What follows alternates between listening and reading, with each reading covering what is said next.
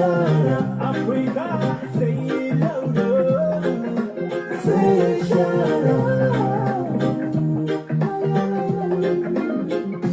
Salam alaikum, assalam alaikum, salam alaikum, assalam alaikum, salam alaikum, assalam alaikum, salam alaikum, assalam alaikum. We stand, we fight, we fall, only the freedom, only the freedom,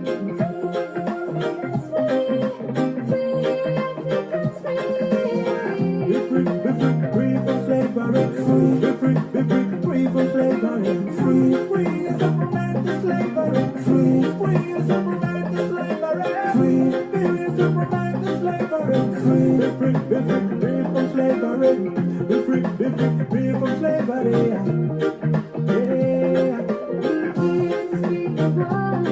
We're here to stop the war. We're here to speak the war. We're here to stop the war. We're here to speak the war. We're here to stop the war. Salam alaikum, assalam alaikum, salam alaikum, assalam alaikum, salam alaikum, assalam alaikum, salam alaikum, assalam alaikum.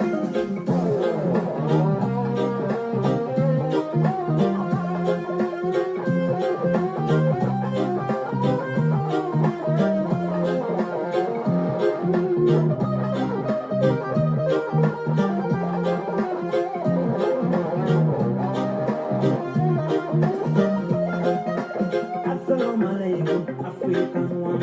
If you wanna be free, the most simplest one in the world. Get yourself the Baba brother with the music. Coming to you from the one of the most peaceful man. So many lie down on the street. أهلا وسهلا. Get yourself the most free time and preach about freedom. Preach about freedom.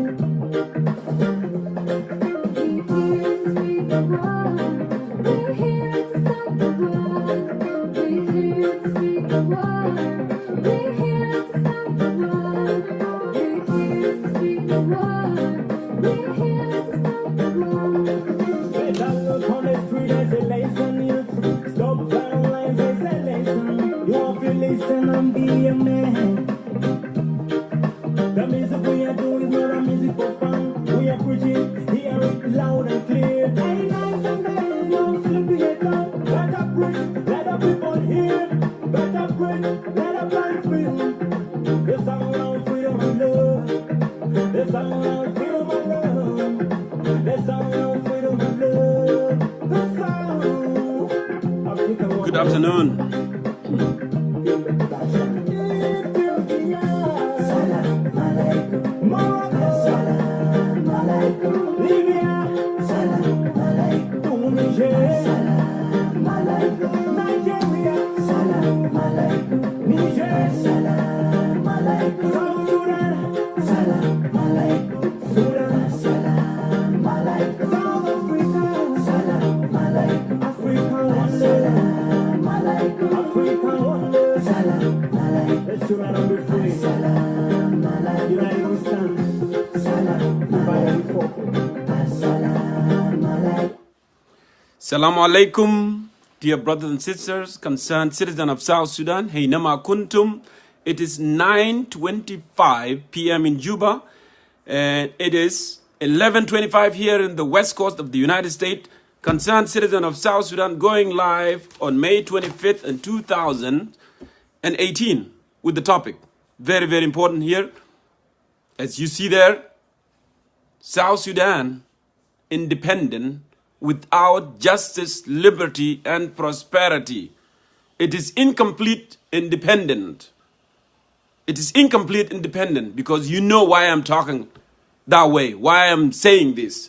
You are aware very well. It is incomplete independent without justice, liberty, and prosperity. Because South Sudanese in 1983, when they bear the arm to go to the bush to fight the oppressors, they were fighting for marginalization, they were fighting for justice, they were fighting for liberty, they were fighting for prosperity. So that's our topic today, dear brother and sister. And first, I have to apologize to you for running a little bit late today. We're supposed to start sharp at 9 p.m. Juba local time, because for some technical issues, I was not able to do it on that time. So accept my apology. And also on the program today, we are honored to have two guests. The former governor of Warab State, Louis Nanmadut Quendit, it will be here live, and also the former information minister of so-called Lawless State. You know, definitely I don't believe in division in South Sudan. That's why I call it so-called Lawless State. And also we will have more analysis on the program.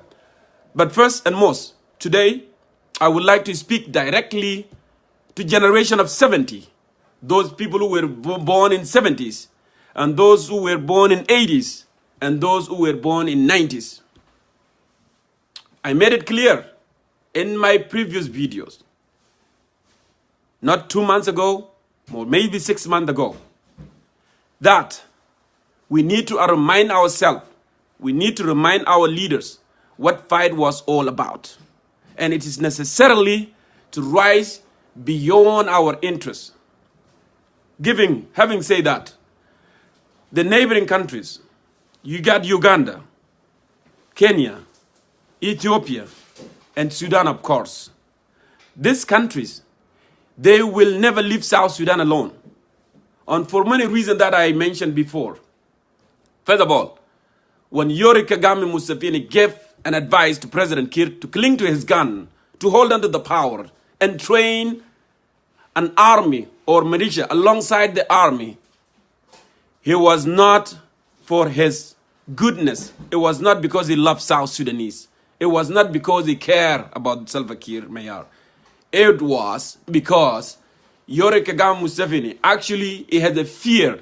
He has been ruling Uganda for more than 35 years plus, with dictatorial, brutalized Ugandan people. And now, you have a country in the northern Uganda. They were fighting for justice, liberty, and prosperity. And they have huge potentials, economic growth that's going to happen, and minerals and natural resources.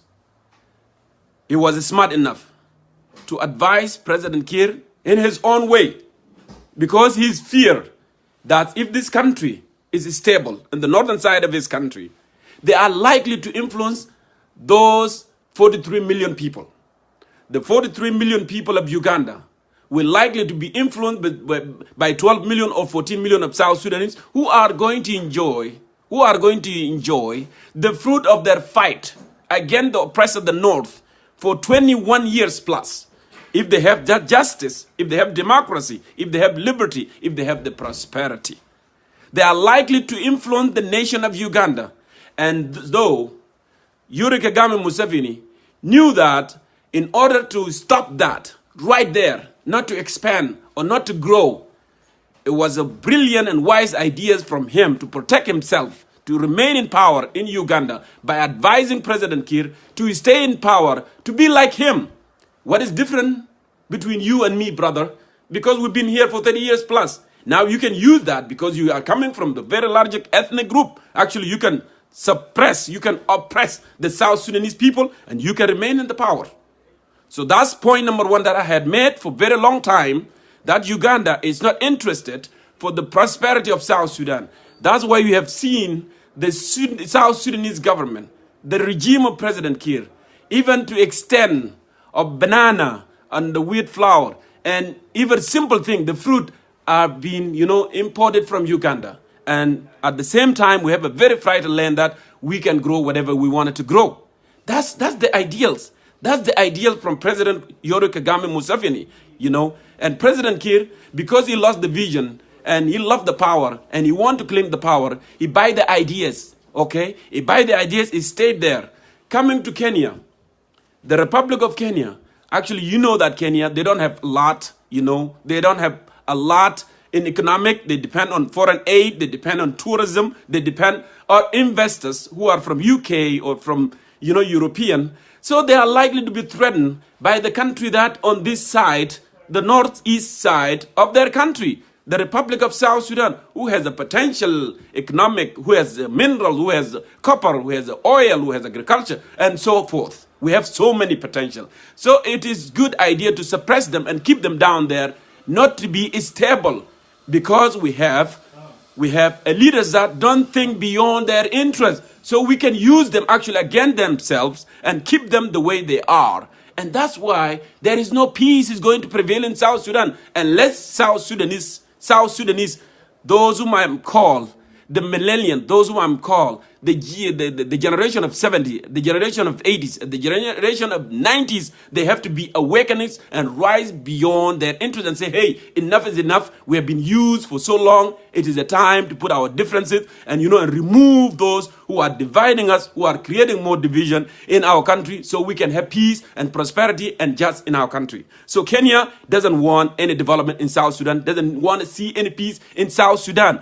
But President Kiir, because all that I mentioned, they go with his will because he wants to remain in power. Okay, he remain in the power. Ethiopia is the same thing because country of Ethiopia, it will be enjoying, their workers will come to South Sudan, they will work, there will be mediators. Okay, of course, Republic of Sudan, as I mentioned before, is going to be like Afghanistan, Hindustan, Turkmenistan, and so stand. Why I'm saying that? Because India and Pakistan, they were one country. But since Pakistan gained their independence in 60s, I believe so, from India, they become permanent enemy. It's like a husband and wife. When they divorce, when they go to the court, and they've been in a very, very long battles, at the end of the day, when they get divorced, there will be a bitterness. There will be bitter, on that domestic relationship that they have gone through. So that is going to be the case of Sudan. Sudan is not going to see any prosperity, any economic growth in South Sudan. They won't be happy. So they will continue suppressing. They will continue the government of the NCP, Mu'tamar Watani. They will supply the dictatorial, in South Sudan to be like them. To have two countries like we do have two countries with the same system. And that's why people of South Sudan are suffering. So my dear brothers and sisters, wherever you are, whatever your tribe would be, at the end of the day, we are all South Sudanese people. We fought for a common purpose. We fought one enemy. So we can not be marginalized. We can have justice. We can have liberty. We can have prosperity. This is your time. So do not waste your time hoping that there will be peace, because President Kiir is not willing. Okay, is not willing. And those countries, actually, the IGAD, they are not qualified. They don't have what it takes to bring the peace. They don't have what it takes to mediate the people of South Sudan. And that's why I've been saying this for so long. Those who are calling that the African problem should be handled within the Africa, they were lying. It's just simply they want to gain the support. They want to get those funding. As you know that the European Union, they pledged $300 million and the United States has been pledging money. Okay. And then not too long ago, the US pledged $45 million to Kenya. So they want this fund to come. So actually it is an opportunity to create employment for them so they can work, so they can gain all this. Why not bring peace to people of South Sudan? Let them suffer as long as they are not have that willingness, to sit down around the table and diagnose the issues and solve the problem from the root cause. So that's why I'm appealing to you, someone who was born in 70s, someone who was born in 80s, someone who was born in 90. It is your time to turn the page, and think different and say, hey, enough and enough. And this is our time. If it costs us to go uprising, the women of South Sudan, the children of South Sudan, the elders of South Sudan, this is your defining moment. President Kiir is not going to bring peace. IGAD is not going to do so. So this is the time for you. You cannot just sit there and say, hey, our nation, they are not educated. They are not going to have any uprising, But we have to speak. We have to speak to those soldiers. We have to speak to SPLM army, because those who are suffering are their sisters, are their mothers, are their grandfather, are their children.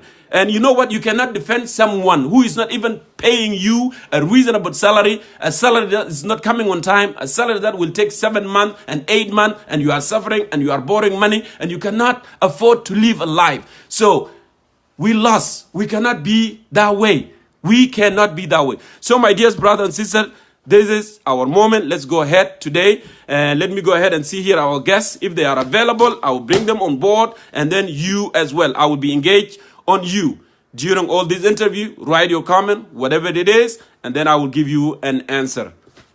Bring your concern, please. So while I'm looking for Luis Anand Quindit, I'm going to go ahead and play some music here to you, my dear South Sudanese people. Let's go.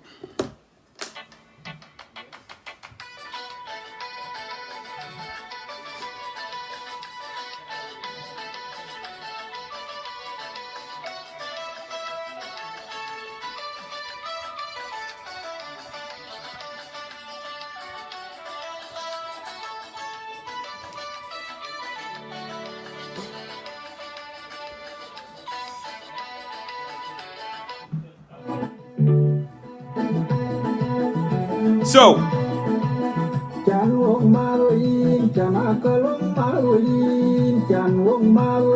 so many people have already requested, but I have the guests. You gotta give me a time to go ahead here and bring my guests on.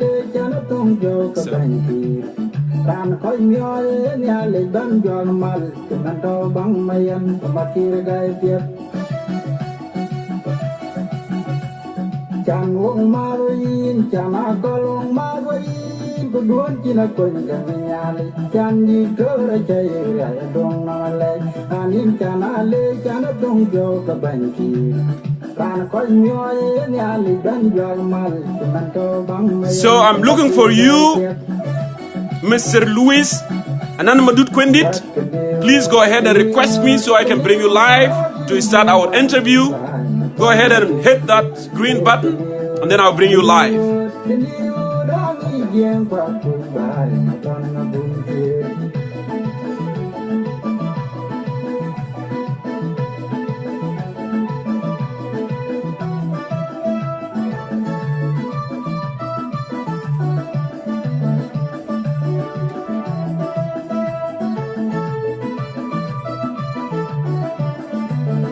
Sometimes the technology can be a little bit tricky, but try your best and request me so I can bring you live. Because I've seen a lot of people here requested already. You are not there on the list. Please send me that.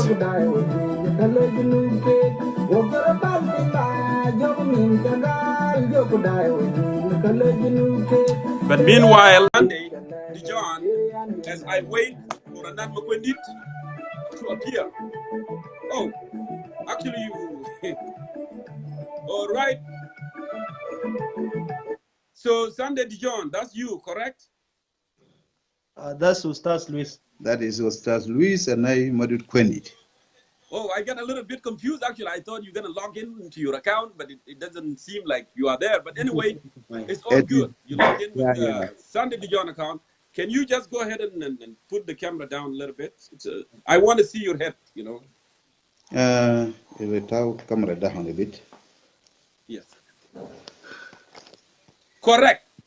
It's a little bit. Yeah, because we want to see your head actually, but it's okay. It's okay. We will get this thing. So, Mr. Luis Anand Quindit, the former Warab governor states, after we signed a CPA, actually he's the one that appointed to be the first governor of Warab state. And also, he was a Secretary General of Jing Council of Elders. Very controversial. So I welcome you to our show, Concerned Citizen of South Sudan, tonight. And please, you may introduce yourself to our viewers because I proceed with my questions. The floor is yours.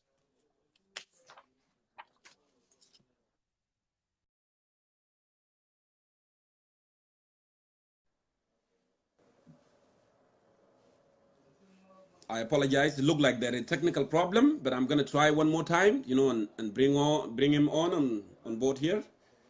So.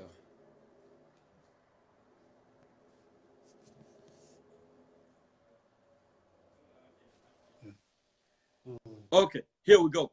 You are back again. So go ahead, sir, and introduce yourself to our viewers before I proceed with our questions.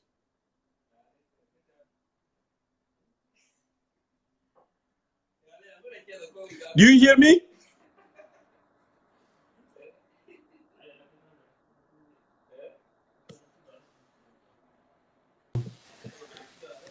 Ustaz Luis, do you hear me? I'm actually not hearing you well because of the internet, I mean, network problem. Yeah, now I can hear you very well. Go ahead and introduce yourself to our viewers.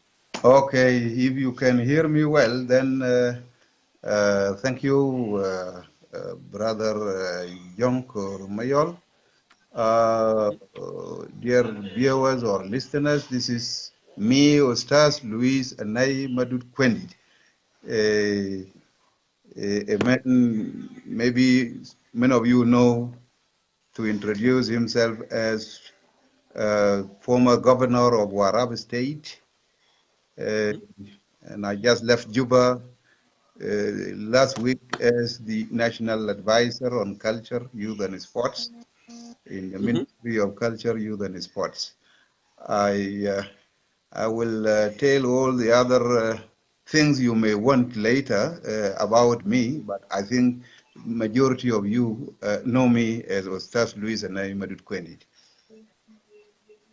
So can you go ahead? Yeah, correct. So before we proceed, you were a former governor of Warab State, and also you were a Secretary General of Jain Council of Elders, and the last position that you resigned from, you were an advisor to Ministry of Culture and Youth, correct? It is correct. Okay. It is correct. No problem. Yeah. So if I may proceed, Ustaz Luis, let us begin talking about your recent resignation from the national, so-called National Government of Unity as an advisor, and also your exit from the Republican Party, because I know that you were a chairperson of the Republican Party leadership. You mentioned several reasons for your departure, but what is the main reason you resigned from both government and your previous political party, leaving the country and joining the SSUF and SSUFA under the leadership of General Paul Malongawan? Yes, as I given you briefly before, yeah, I have actually resigned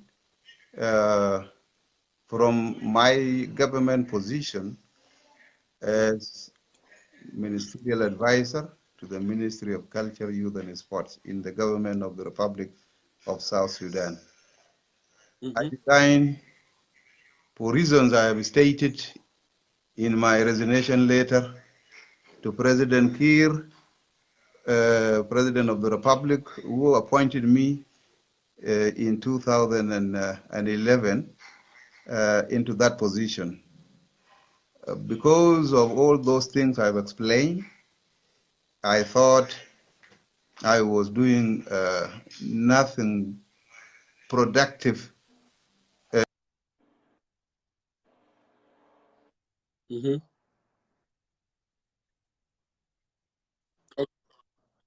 Correct. Of the ministry is the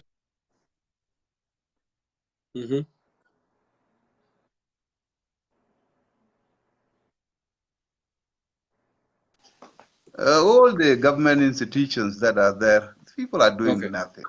Yeah, and you can't just occupy a position for a long time when there is no peace. I have come to realize that our government is not interested in bringing peace. And I can't hold on into a government which is not bringing peace so that people go back to progress, development, and service delivery. There is no service delivery. There is no development.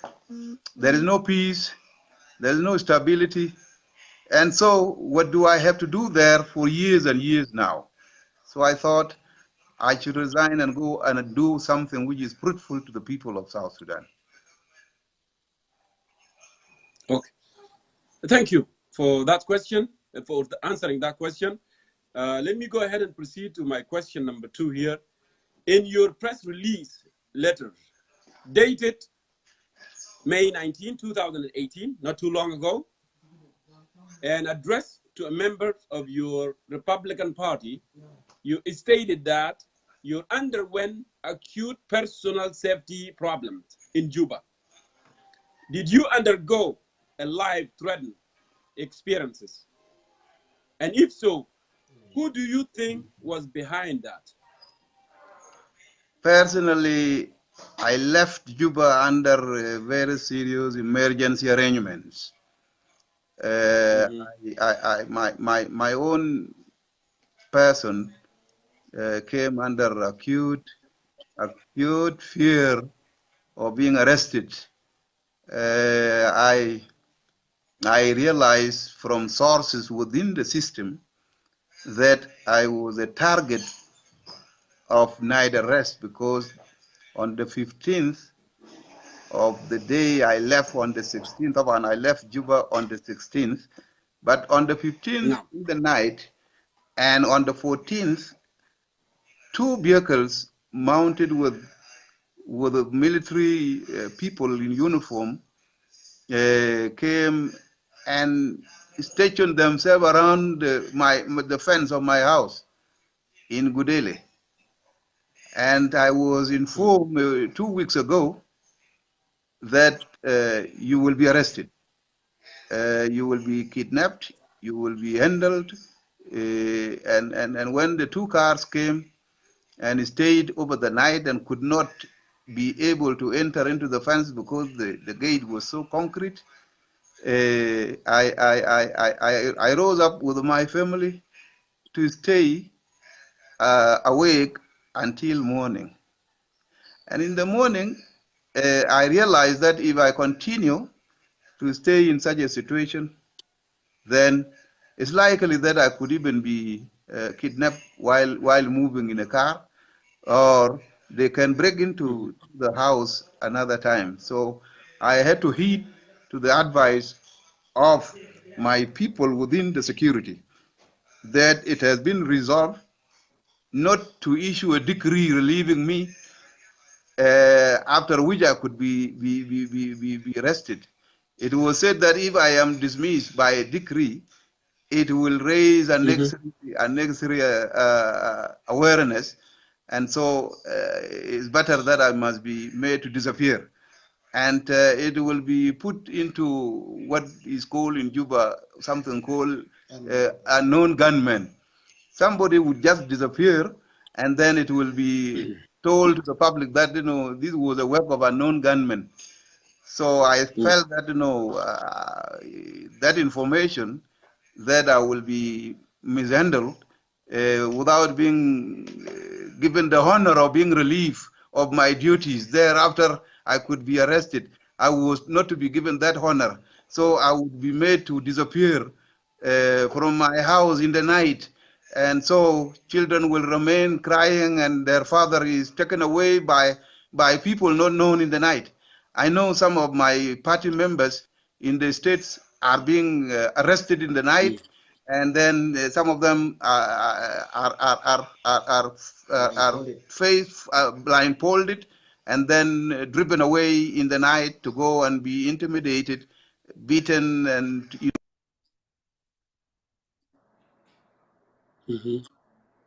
in the states. And many things are being done against my party activists, and this has now come to the point of me being surrounded in my house during the night.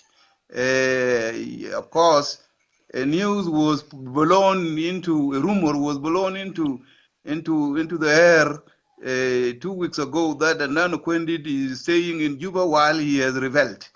These news went as far as Wow and Tonj and other places, And I used to be fooled by my people that we are hearing here that you have rebelled and that you are in Juba while you are a rebel. This is information that has been blown into the air, and I was told this is a way to create a justification for any move.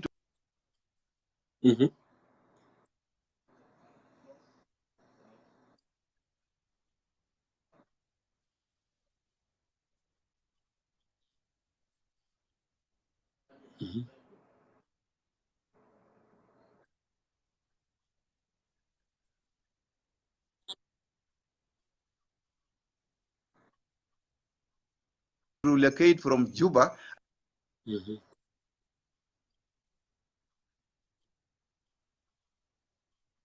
So why should I allow myself to be arrested, tortured the way others are So, tortured? For I am heading a party which is non-violent. It is having a principle of non-violence, and yet my principle of non-violence become the problem. People don't believe in what I am saying. People don't even want political parties headed by people like us. And so I felt, in any case, I felt that, okay, if my life has come under threat like this, then I wanted to be evacuated away so that I am safe, so that I talk to people like now and go ahead with my program. So people within the same system were able to make me get out in the afternoon of May 16th, so that I am able to talk to you like this. So I don't want to disclose to you who did it. You know it, and people know it. Who is responsible and who is doing all this in Juba? Who is doing arrests and who is doing kidnapping?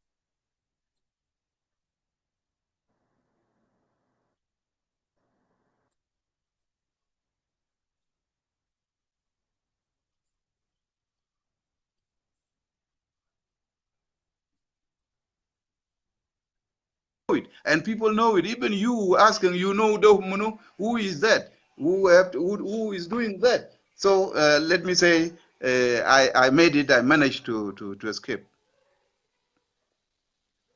but don't you think that because here this program is a concerned citizen of South Sudan, and we are concerned about what's going on in the country.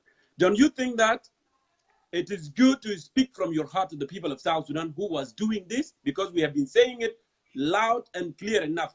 But from someone, politician like you, what do you have to hide? Why are you are not saying it? I am not What is special putting about it? I am not putting you and others into danger. I know that it is not an easy thing you are asking.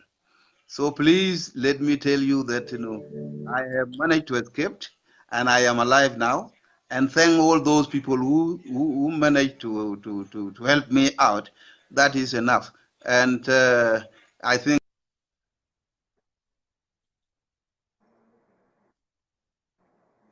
Okay.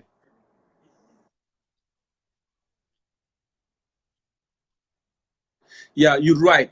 And I'm not gonna press you on that. I'm gonna move forward. But remember, Dr. Francis Madindeng made a very clear statement not too long ago. He said, I would quote it in Arabic because I hate to translate it. الذي لا يقال هو الذي يفرقنا. And it's good sometimes نقول الما بيقال حتى كي عشان كل الناس يعرفوا. But anyway, I'm going to go ahead and proceed. My second question. So, talking about the personal safety. So, you agree, because we have been saying that Juba is not safe for citizens of South Sudan because the regime has created something, a non-gunmen, to kill and, and target and target those ordinary citizens who are, speaking about their right. So now, in conclusion, you would agree that no one is safe in Juba, including politicians, correct?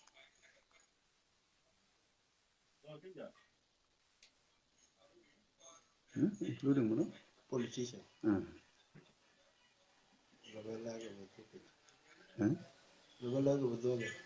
Can you let me understand the question well? Of course, I can repeat that question again. I was saying, Ustaz, Ustaz Louis Akwendi, Yeah. in conclusion, okay, in conclusion, because you talk about personal safety and how you escape and all the challenges that you've been through. So in conclusion, would you agree that Juba is not safe for ordinary and politician as well? I I know that there is no safety, there is no security protection happening in Juba in particular and in the rest of South Sudan. I live in a hilla in a residential area where a lot of shooting takes place in the night, where several people are being killed. People are being robbed in the night by people holding guns, people in uniform, and is a common knowledge. And in the morning, people will begin to be wailing. You hear gunshots here and there every night. And so people are not safe. And top of which are those vocal political leaders like us. Juba is not safe for us. So your question is a known thing, and I think the listeners know that Juba is not safe for all of us, common men, politicians, whatever, except for those who are holding guns. Correct. Now, I'm going to go ahead with my fourth questions. So after you resigned from the government and your party, you decided to join SSUF. Why? Why SSUF? There is other opposition. There is an IO, there is National Salvation, there is NDP, there is all this political party opposition. Why particularly SSUF? Why you chose that?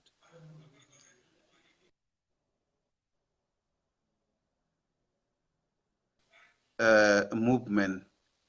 I know why. As somebody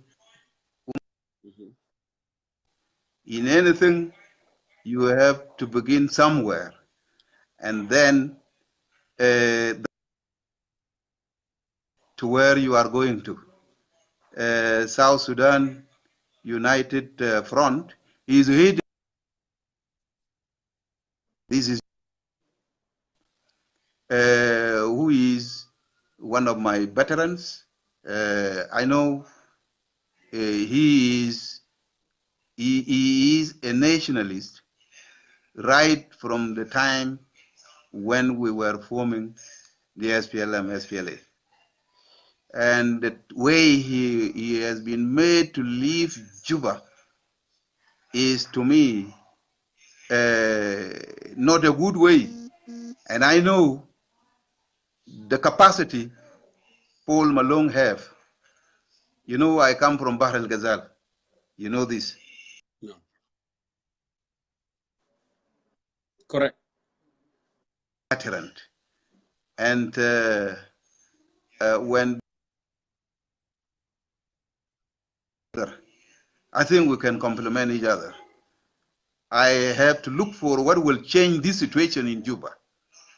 This situation cannot be changed by somebody else, because in 2013, you know, the coup that turned into a movement, how it failed to bring down the government in Juba.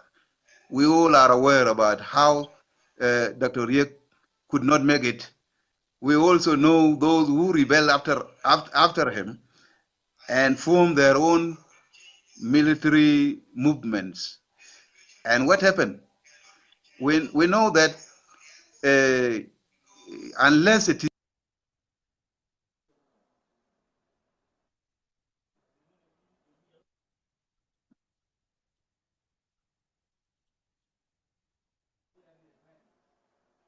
Okay.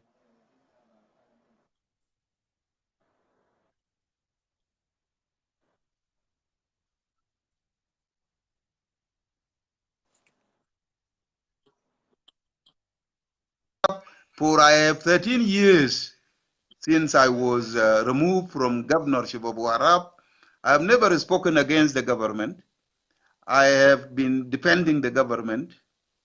But I knew that one day, one time, if this government cannot improve the lot of my people, cannot change the ways it is going to, I can also decide to stand with my people, the people of South Sudan. People have suffered a great deal. People have suffered a lot. And I have come to realize that the issue is only power and only power. Those of Okay. us who are not in power must have to move out, not to continue to shoulder the blame of mistakes and failure when I am not a part of the system. So I think my joining General Paul Malone sound very well. It will sound very well because I tried to form a political party that was calling for peaceful democratic change of this situation. A non-violent political party, which I had called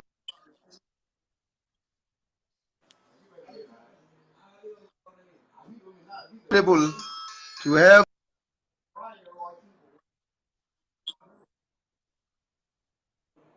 Mhm. to register. Even the political party council and in order to be issuing certificates to political parties and supervise the work of the political parties in the country is now not functioning. There are only left 3 people out of 9. And those people have gone away. And the leadership of the country cannot replace them in order for that institution to work. So my party has completed all the requirements, the legal requirements according to the law of the country, and cannot be given a certificate because there are no people in that institution, and the president would not have interest to fill up that position so that it my party. Then now from 2017 through to 2018, my political party is not legally registered when it has completed all the requirements. So what do I do? And instead of allowing me to talk and talk on behalf of the people peacefully, they now wanted to eliminate me. And how can I be eliminated? If that is the choice, if that is what is the choice, that somebody who have taken up arms is the one who can be heard, if that is the only way change can be brought, like I have seen, then I have to join a movement that is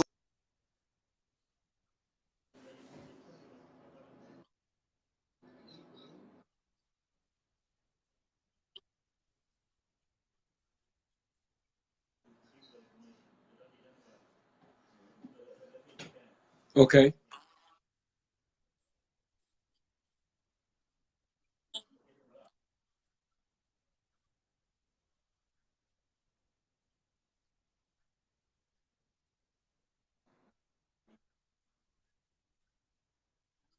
they don't want peace and they don't want something democratic. They even don't want elections.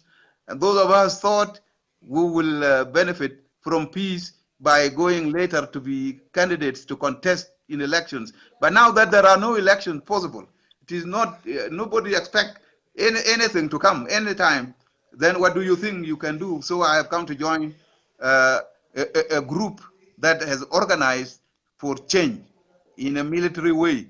Although I will not go to the field as a soldier because I have fought in Anyanya 1, I have fought in the SPLA as a soldier. This time I will fight. I will fight by my mouth. I know I will be doing the talking, and I think this is where I will be useful than Republican Party of South Sudan that I have just left. Thank you. Thank you for elaboration on that question. And to follow up with that question also, you mentioned that um, there was no coup in Juba in 2013. I want to know that. Do you believe there was no coup? Also, you said you come from Bahr el Ghazal. That's why part of it you joined, the SSUF. Now, why do you think? Why do you think the SSUF is the only mean, opposition that can change this government? Is it because of what? because of what it is. I want to know that. And do you believe there was a military coup in Juba or not? These are two questions I want you to answer before we proceed. To begin with, I did not say there was no coup in Juba. I was in Juba at the time when the crisis began. Until 16th May 2018, I have been to Juba. And I know the story of what happened. I believe there was a coup, for I was there. And if there was So you time, believe there was a coup? yes, there was a coup. And if I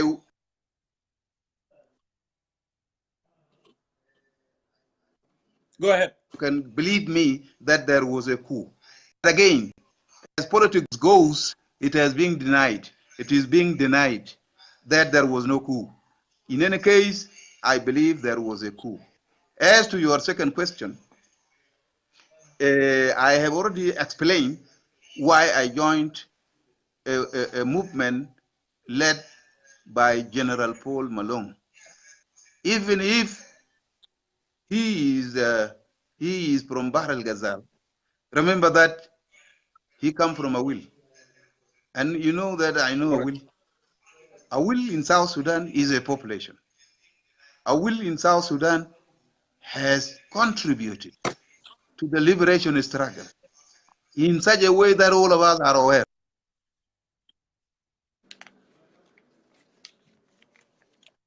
Okay.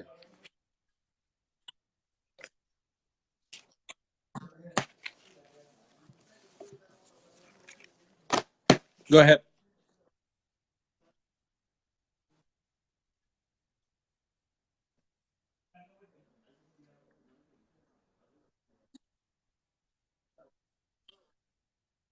Like Mulana Tellar come from Ural, and so on and so forth.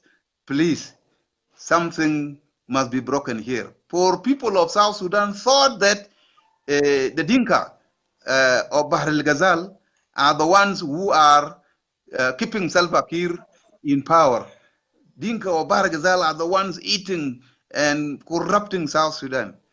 But to reverse this situation and explain it clearly, I think the like of us have now come to show that that idea is not in order, is not in place. If it was Salva Kiir as a Dinka and being protected by people of Baragazal, what has happened now? The truth has come now, and we are going to show it. We are going forward to ask people of South Sudan to join their hands up with us, and then let us change this situation, because it is both all of us, not a single tribe is happy. And the joining, the rebellion of General Paul Malone and those who rebelled with him, the rebellion of Ustaz Luis and Nan Quendit, which people know as a peaceful man, will explain what is it to the people of South Sudan. So this particular movement, to me, I'm convinced can be able to bring change in Juba. And this is not tribalism. I would want other armed groups to come together. I believe we would be able to effect change that we all want and bring our national unity that we want, save our people, salvage the nation from disintegration. I know that our people, Kalas, has really suffered. Many have given up, and anything good that would come out of Baragazal is not expected. But here we are. We have come. We have come to call upon all our people of South Sudan, unite together, and then we bring change. This is what I'm Okay. for. Great.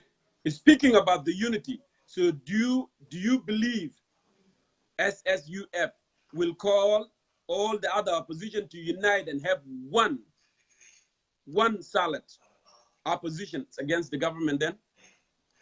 I believe this is the position of South Sudan United Front, that it is calling for unity. That's why the word united is there. And this is what brought me, because I am a unionist.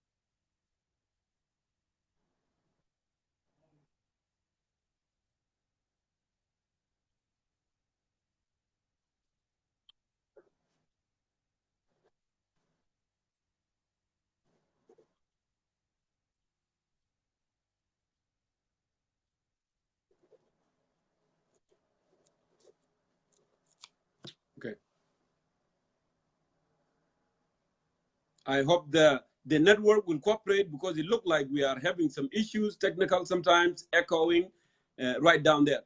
So, Ustaz Luis Quendit, before we proceed to peace, yeah, I have more questions. Before we proceed to peace, I have more questions actually on that regard.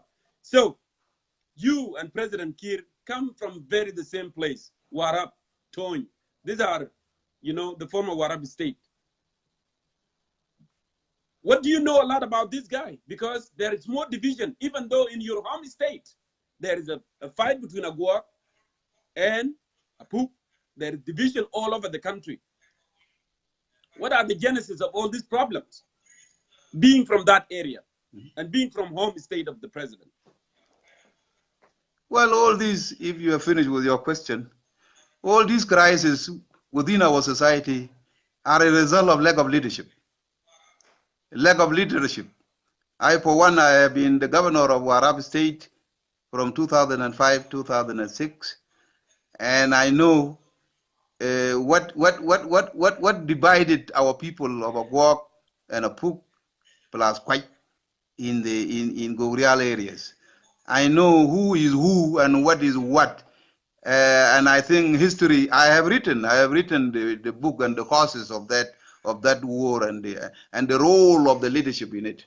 I think we are.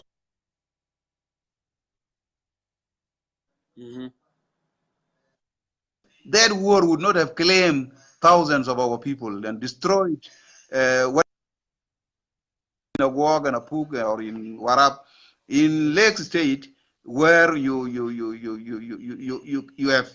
are aware of the destruction that has happened among the Gog and between the Gog and the Agar people and among Agar alone, and then with the people of Ural and so on. This is purely lack of leadership, and not only those areas. You know what has happened in Lake, I mean in Jonglei, with the Morale, with the Nuer, with the Boer community, and so forth. You know, it is all are a result of lack of national leadership, good national leadership. Otherwise, I.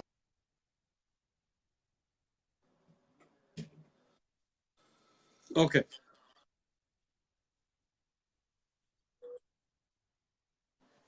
Let's move forward. Let's move forward here.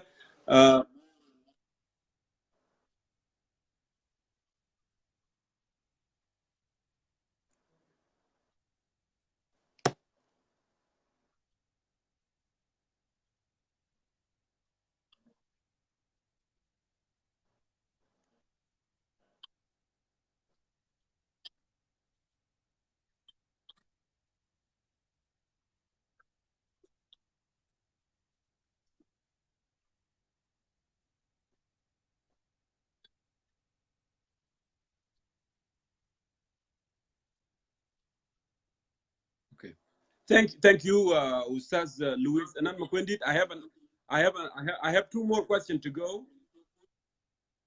Okay. I have two more questions to go, and it looked like the network actually is not cooperating.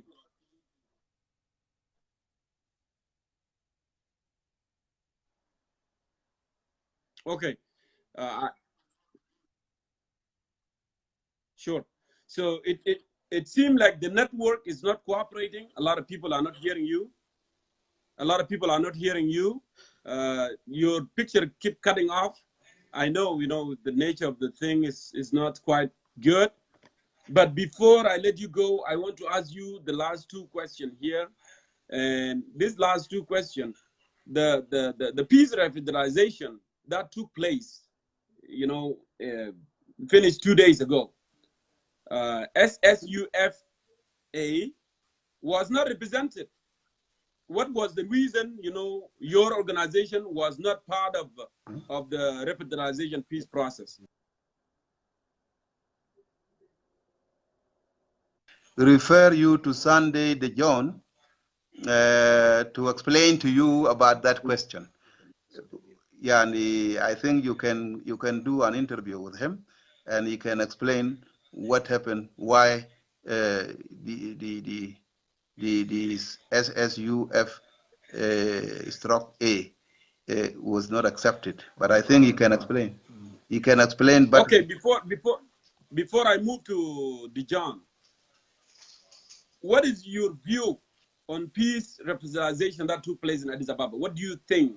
And what is your advice to the people of South Sudan that have lost hope, the dream, their dream have fate, even though we keep saying that our hope still live and our dream shall never die?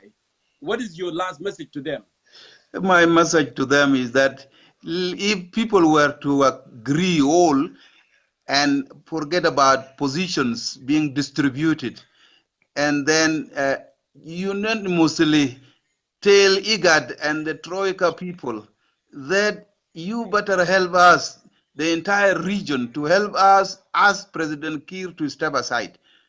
To step down is the only solution to the problem of South Sudan.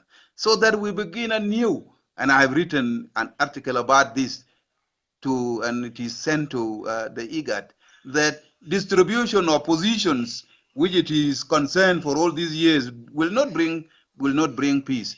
It is only to ask President Salva Kiir to step aside and allow people of South Sudan to begin anew.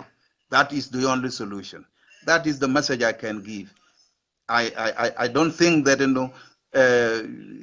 people have learned from J1 affair of July 2016.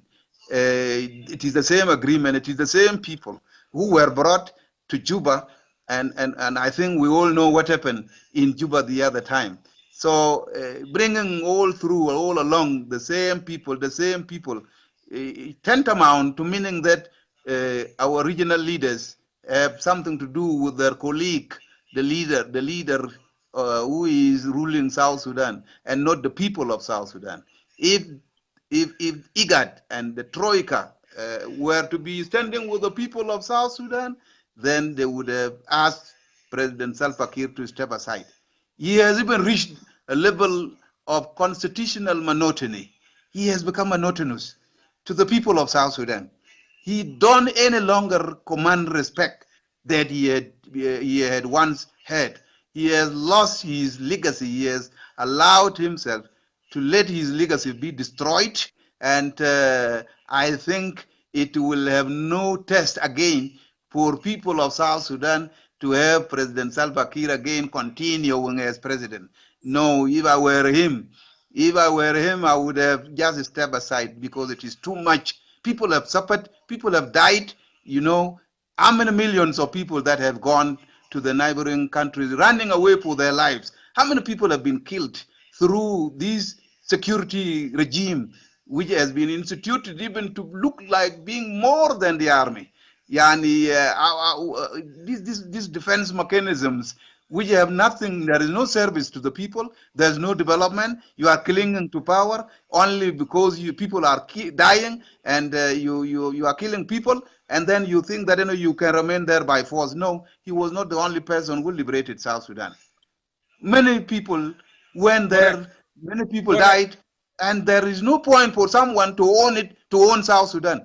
People have died too much. Even God cannot be happy with such a situation. So I personally pass my message to President Kiir. He's my relative, by the way. Pass my message to him that President Kiir, you better consider the lives of people this time. You step down. Clinging, continuing while people are dying is nothing at all. Is nothing at all. This is bad history. You want to tell me what Okay. again? Yeah. Yeah, with that, if you realize from the introduction that I was giving, I did address people who were born in 70s, people who were born in 80s, people who were born in 90s, because if you go to 70s, they are likely in their 30s and their 40s right now. Those who are in 80s, they are in 30s. Those who are in 90s, they are in 20s. So who I call, they should have a pride of change in the country. I know that your generation and others, they went to Bush in a Nyanyawan and Bear gun because they were fighting for marginalization, justice, liberty for South Sudan. But now our own brother, as you put it, is clinging to his gun, he clings to his power, and he doesn't want to let it go. People are dying every single day, and he doesn't care about this. Would you advise the ordinary South Sudanese, those generation of 70s and 80s and 90s, to do an uprise? Because it seemed like President Kiir has been giving advice from all over the world, you know, the international community, the United States, the citizen, and the region, and he's not listening. Would you advise the citizen to do an uprising? And would you also think about use of forces against the President Kiir? These are the two last things that I want to hear from you before I let you go. Well, the spokesperson of the government, Honorable Minister Makwene has told people of South Sudan in Juba sometimes last year that if you want to prepare to go into the streets for an uprising, then let me tell you that we don't have, a rubber bullet. We have a live bullet. And so try to go to the streets and you will be met by a live bullet. You see, this is the minister is speaking like that, and he was not condemned by his president, and he was not made to withdraw that statement. Then we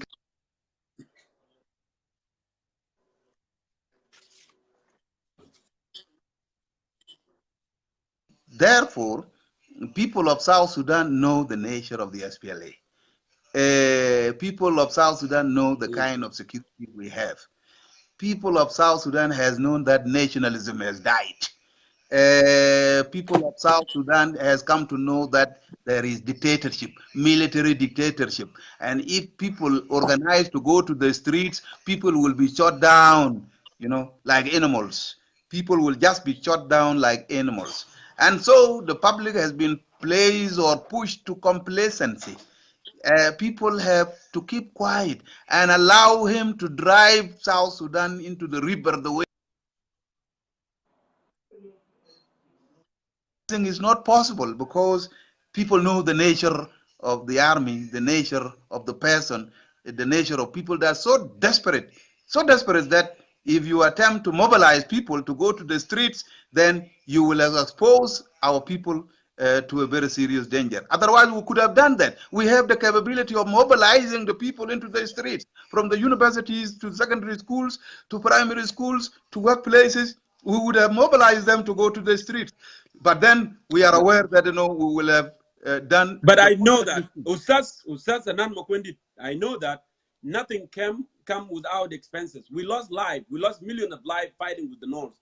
And now, like I said, our brothers doesn't want the right thing to be done in the country. Would you think we give up because we are feeling that they're gonna shoot people? You know about the history very well. The Tsar of Russia, it was a very brutal regime ever. But at the end of the day, people went to the street. It was a dictatorship, and he's gone. You know Muammar al-Gaddafi. You know Hosni Mubarak. You know even Jafar Mohammed Nimeri. They were tough. They were tough enough. But at the end of the day, the will of people won. So now, why not encouraging our people? I know they are dying from malaria. They are dying from something that costs $1, one guinea, £1 a day. Okay? They are dying anyway. Okay? But don't you think that it's good to die with our integrity, to do the right thing? Because the fight, the talk, what we are doing now is for my daughter. I don't want my daughter to be raped. I don't want my son to be shot by a non-gunman. And we always fight for the future. But they have forgotten that. So anyway, I really, really thank you for coming on today. Network didn't cooperate, but I want you to come back again, because people of South Sudan want to hear a lot from you. They do want to hear a lot from you. Okay? So thank you so much for coming on today and speaking with concerned citizens of South Sudan. Thank you very much, Comrade Jongkor of the Concerned Citizen of South Sudan. I am also one of the citizens of South Sudan that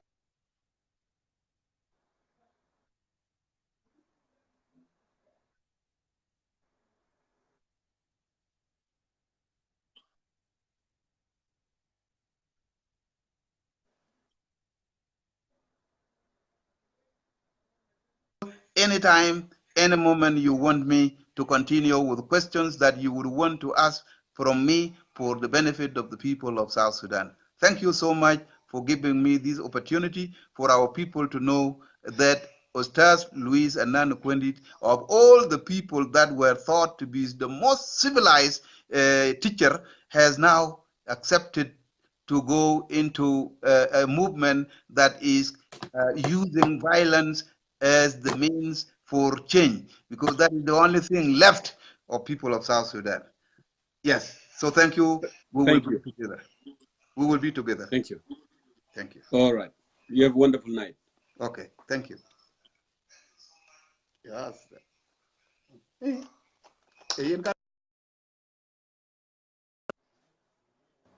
All right. So thank you so much, Ustaz Nan Kwendit, for coming on today, and become part of this. I may bring you back Sunday later because I want you to answer the question actually why the SSUFA was not participant on the revitalization that ended 2 days ago in Addis Ababa.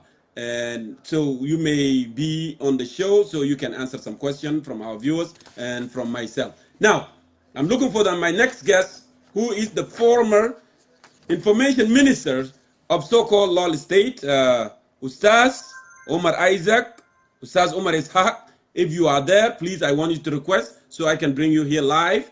Go ahead and request that, Ustaz Ishaq, Ustaz Omar Ishaq. I'm ready for you. Please. Let me go ahead and do this. So some people, they were saying that they don't hear my voice. I don't know what happened, and you couldn't even hear my guest voice. I hope so. You are hearing us today. You are hearing us now, and let's see. So Ustaz Isaac, Ustaz Omar Ishaq, or Ustaz Omar Isaac, just go ahead and just give me that, and I'm waiting here for you.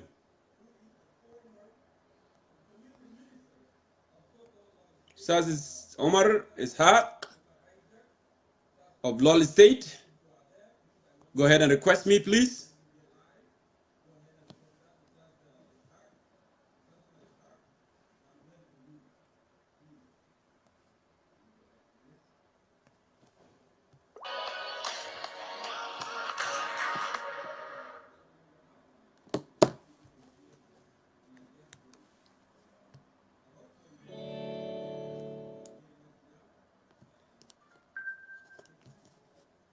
I'm calling you, Ustaz Ishaq. Go ahead and answer that, please.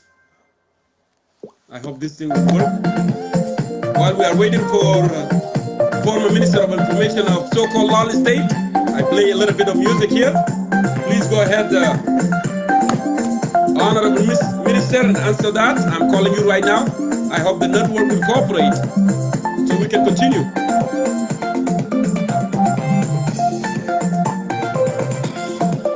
I'm calling you right now. So it looked like the network didn't cooperate. Let me try one more time.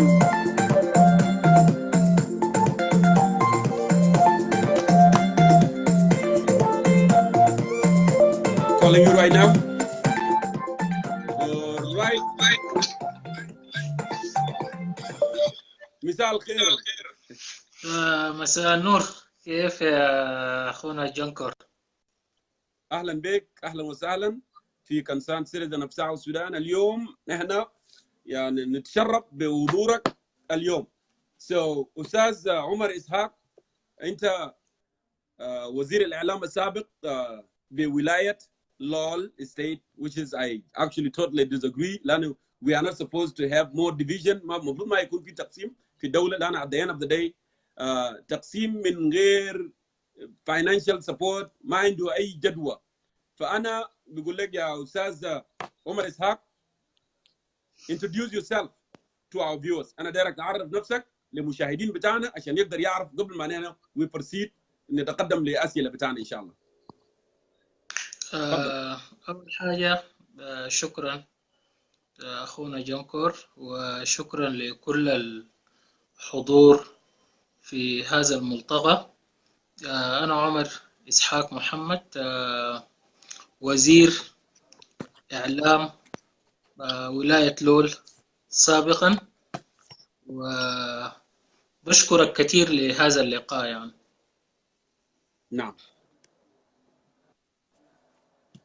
So أنا شوية كده بدي أعرف عن المناصب اللي أنت اتجلدته قبل ما تكون وزير إعلام في اللول ستيت. أنت درست وين ومن يا منطقة أصلا في جنوب السودان؟ is good. أنا داير عشان فيوز بتاعنا يعرف، لأنه أول مرة يكون عندنا لقاء معك وناس كثيرين قد يكون ما بيعرفوك، فأنا داير عشان هم يقدر يعرف مين هو عمر إسحاق محمد. كويس. بالنسبة لي المراحل التعليمية طبعا واو ألف الابتدائية بنين نعم. بواو، ثم معهد واو العلمي، ثم مدرسة المصطفى الثانوية الخاصة بواو، ثم جامعة الخرطوم كلية الآداب قسم الإعلام والتاريخ الدبلوماسي. اتخرجت في عام 2006. بعد ذاك نلت درجة الدبلوم العالي في الدراسات الدبلوماسية من جامعة الخرطوم، نعم. ودرجة الماجستير في الدراسات الدبلوماسية من جامعة الخرطوم. عضو طبعا كنت رئيس المركزية العامة لطلاب الحركة الشعبية بالجامعات والمعاهد العليا السودانية. نعم.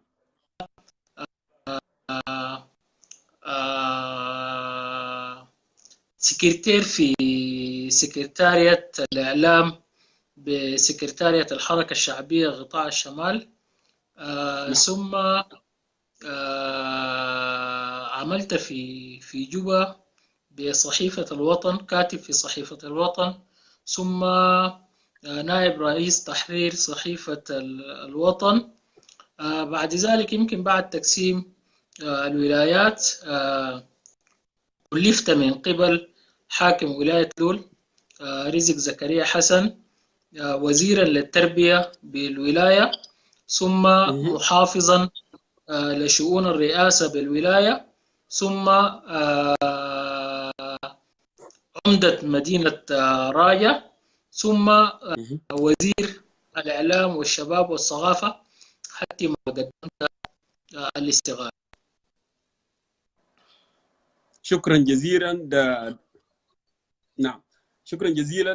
يعني انت مريت يعني في يعني اماكن غيمه جدا. انا بشكرك كل الشكر مثلا لاعطاء المعلومات للفيورز بتاعنا، لكل المشاهدين اللي بيحضروا كونسيرن سيتيزن اوف ساوث السودان. السيد وزير السابق لولايه لول، ما يسمى باللول ستيت، انا لو تقدمت بسؤال لحضرتك، انت لماذا قمت بتقديم استقالتك كمنصب وزير للاعلام لولايه لول؟ أول حاجة طبعا شكرا لك، لأنه يمكن ده السؤال اللي بيكون داير في راس عدد كبير من الناس. الحاجة المهمة قبل ما أنا أتكلم في المسألة الخاصة بالاستغالة بتاعتي كده، خلينا أعتذر نعم. لكافة الشعب الجنوبي إنه نحن في الحركة الشعبية، أو سميها كل الحركات الموجودة، لو كان الحركة برئاسة الرئيس الدكتور ياك أو مجموعة عشرة في والجنوبيين الآن. وده طالما أنا كنت جزء من الحكومة وجزء من الوضع ده، أنا أفتكر إنه أنا بقدم اعتذاري إنه أنا جزء من الأزمة، ولازم نحن نعتذر للشعب الجنوبي ونخلي هو اللي يختار بعد ذاك يسامحنا ولا ما يسامحنا. أول حاجة اللي أنا نحن أخطأنا أزمة نعم. المشتركين فيها. قال صراحة يعني أنا زي ما قلت إنه أنا حبيت أرضي ضميري، لأنه يعني الولاية مما كونت، يمكن أنت كثير من الناس عارفين إنه الولاية بظروف، ويمكن ظروف الأمن واحدة من التحديات الكبيرة اللي كانت موجودة بالولاية. وبعد ذاك يمكن وصلنا لمرحلة بدون ما أشرح الشرح الكبير ده، إنه يعني ممكن تسمي إنه حكومة الولاية بدأت تدخل في مرحلة بتاعت انقسامات ومرحلة بتاعت تكتلات، يعني الناس بقت تتحول لمجموعات وكده. فبالنسبة للمجموعات دي ما كانت ممكن نعم. تقدم حاجة للولاية، والناس ممكن يمشوا لقدام. وزي ما قلت لك انه في عدد من الاخطاء وعدد من المشاكل الموجوده اللي يمكن انا ذكرتها في الاستغاثه بتاعتي. عشان كده انا قررت انه الحل الامثل بالنسبه لي انه انا اكون خارج الحكومه. ويمكن المساله دي ما كانت انه يعني ياخذ الطابع اللي اخذه في الاعلام، لكن احنا طبعا عندنا مشكله في جنوب السودان انه انت اذا قدمت استقالتك معناه انت تمردت، والناس بيفهموا الاستقاله غلط. ودي واحده من التحديات اللي بتواجه اي زول مثلا لو دار يقدم استقالته في جنوب السودان، فهو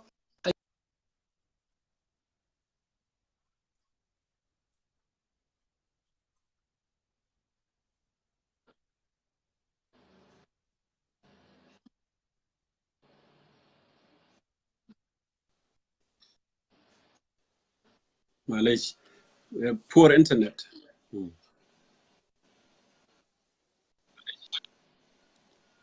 يبدو انه نحن ما سامعين الصوت. شوية technical problem right there، ما قادرين نسمع. في هل في جهاز ثاني فاتح جنبك؟ لو في جهاز ثاني فاتح جنبك ممكن تقفل الجهاز الثاني. لا ما في جهاز، لكن لو شايف انه الصوت ما قاعد ممكن اتكلم.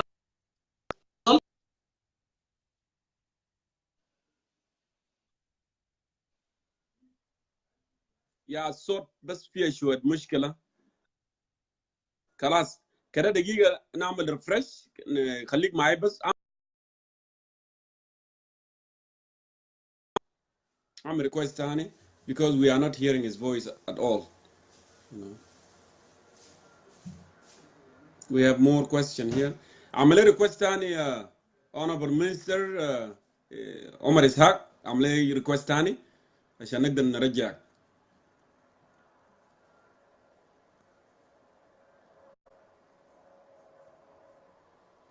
Internet is a big problem في Africa, so عمل ريكوست. send me another request. رسل لي ريكوست ثاني عشان ارجعك، عشان نقدر نكمل الاسئله الموجوده عندنا. لسه انا ما شايف اسمك في الليسته ريكوست. اوكي.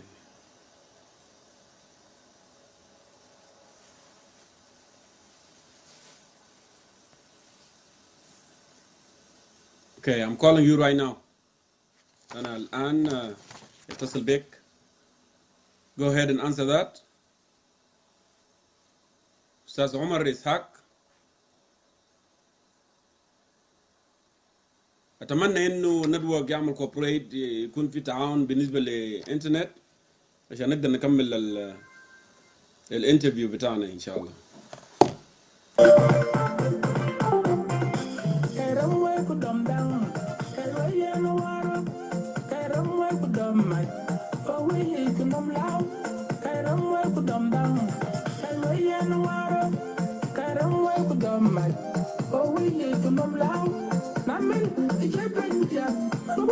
I'm calling you. أنا لسه بتصل بك إن شاء الله. Okay.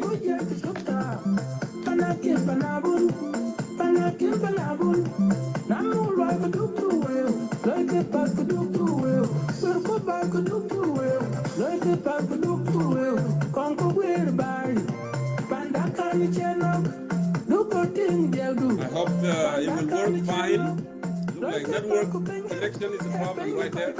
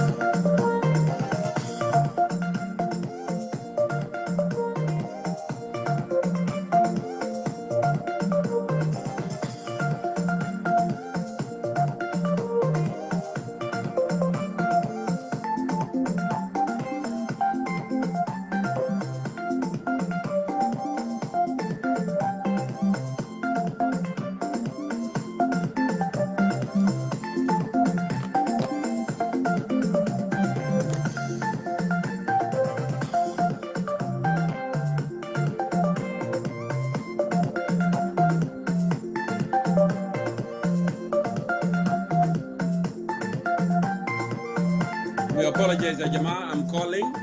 It looked like the network has some issues right down there. So.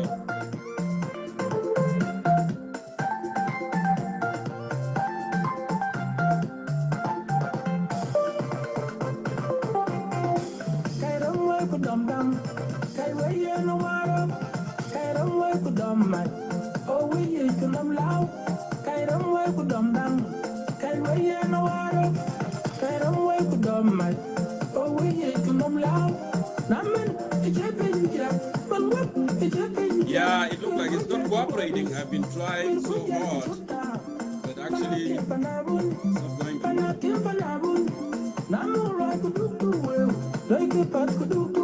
Hopefully it will work. أنا متأسف جدا جدا للوضع لأنه الإنترنت في أفريقيا is very poor. من الأسباب إننا بنتكلم إنه يكون في improvement لحاجات زي ديل. وما بيحصل طبعا إنه يكون في تغيير، يكون في change. عشان الشركات اللي بدأت تعمل investment تبدأ تعمل تنمية في استثمار في المجال ده تبدأ تجي يعني.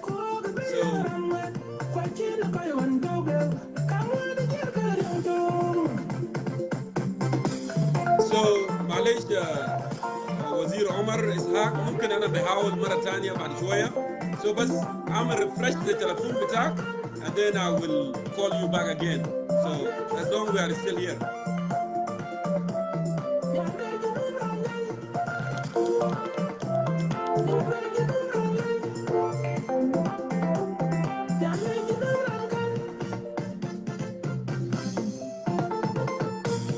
Okay, let me go ahead and see who is available right now.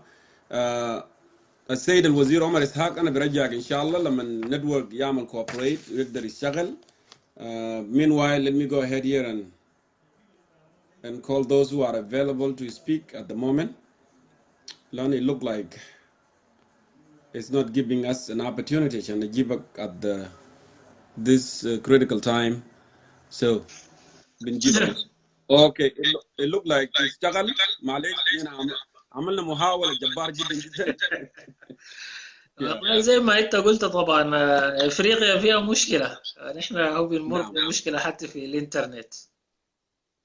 اوكي سو انت كنت قاعد تتكلم فممكن تكمل الكلام الحديث وقبل ما نسالك السؤال الثاني. يا هو زي ما وضحت لك قلت لك انه الوضع اللي كان موجود في الولايه هو ما مساعد يعني للاستمراريه. اوكي نعم انا ولكن من الواضح انه نعم حسوا انه الاستغاله له فهم اخر يعني.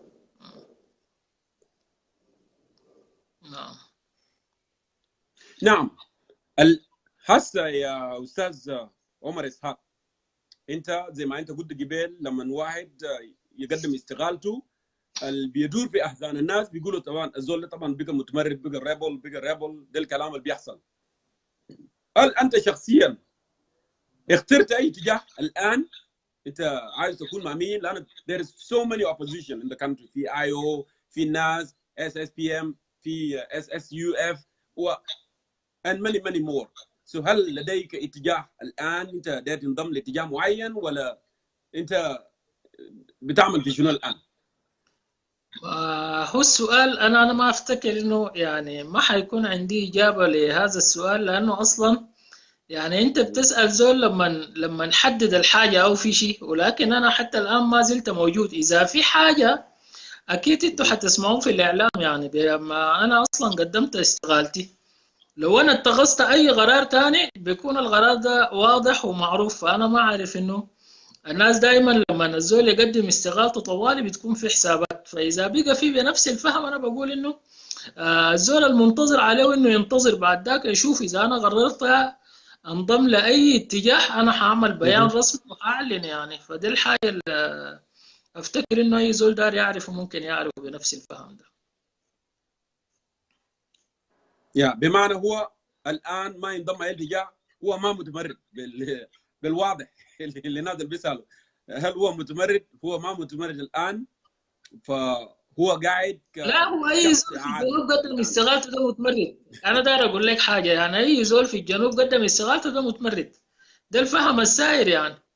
ده ما داير ليه انه انت تحدد، يعني انت كده متمرد حتى ما تحدد المكان اللي انت ماشي له. ده الفهم السائر، معناه انت قدمت استقالتك ده انت متمرد.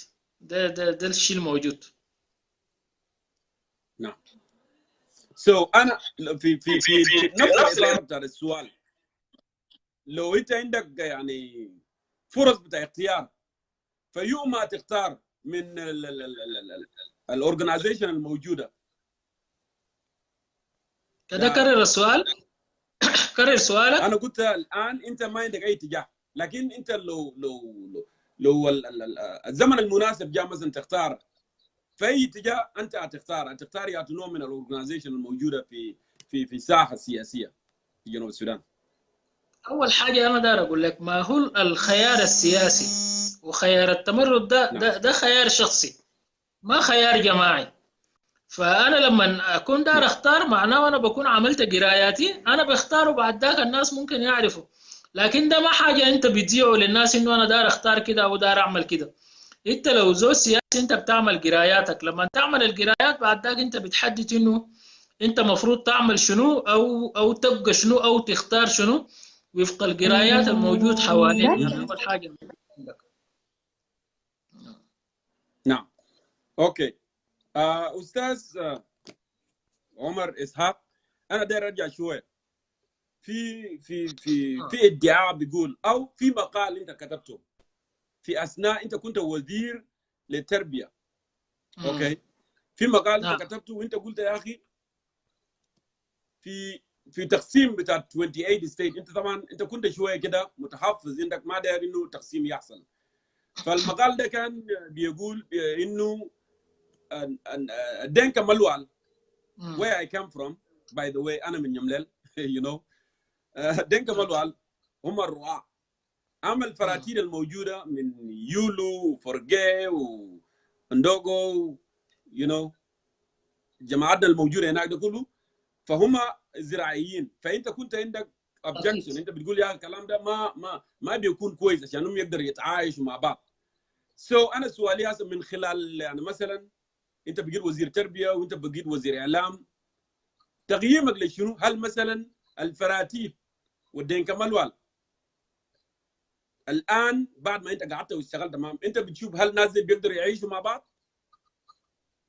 شوف، انا داير اقول لك حاجه. اول حاجه يعني لما جاء قرار بتاع التقسيم بتاع الولايات ل 28 ولايه قبل نعم. ما يكون 32 ولايه، انا بفتكر انه انا عضو بتاع حزب وانا بنتمي لحزب سياسي.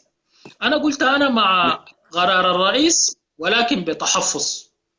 راجع بتستحق ولايه، وانا قاعد اقول الكلام ده لا انا ما ضد زول، انا ما ضد المقاطعات، انا ما ضد ناس نيامليل ولا قوك مشار، لا. لكن انا بقول انه راجع بتستحق ولايه قائمه بذاتها وفق الحدود الجغرافي، وفق السكان الموجودين، وفق الامكانيات. يعني راجع دي نعم. افضل من اكثر من 20 ولايه موجوده على مستوى جنوب السودان.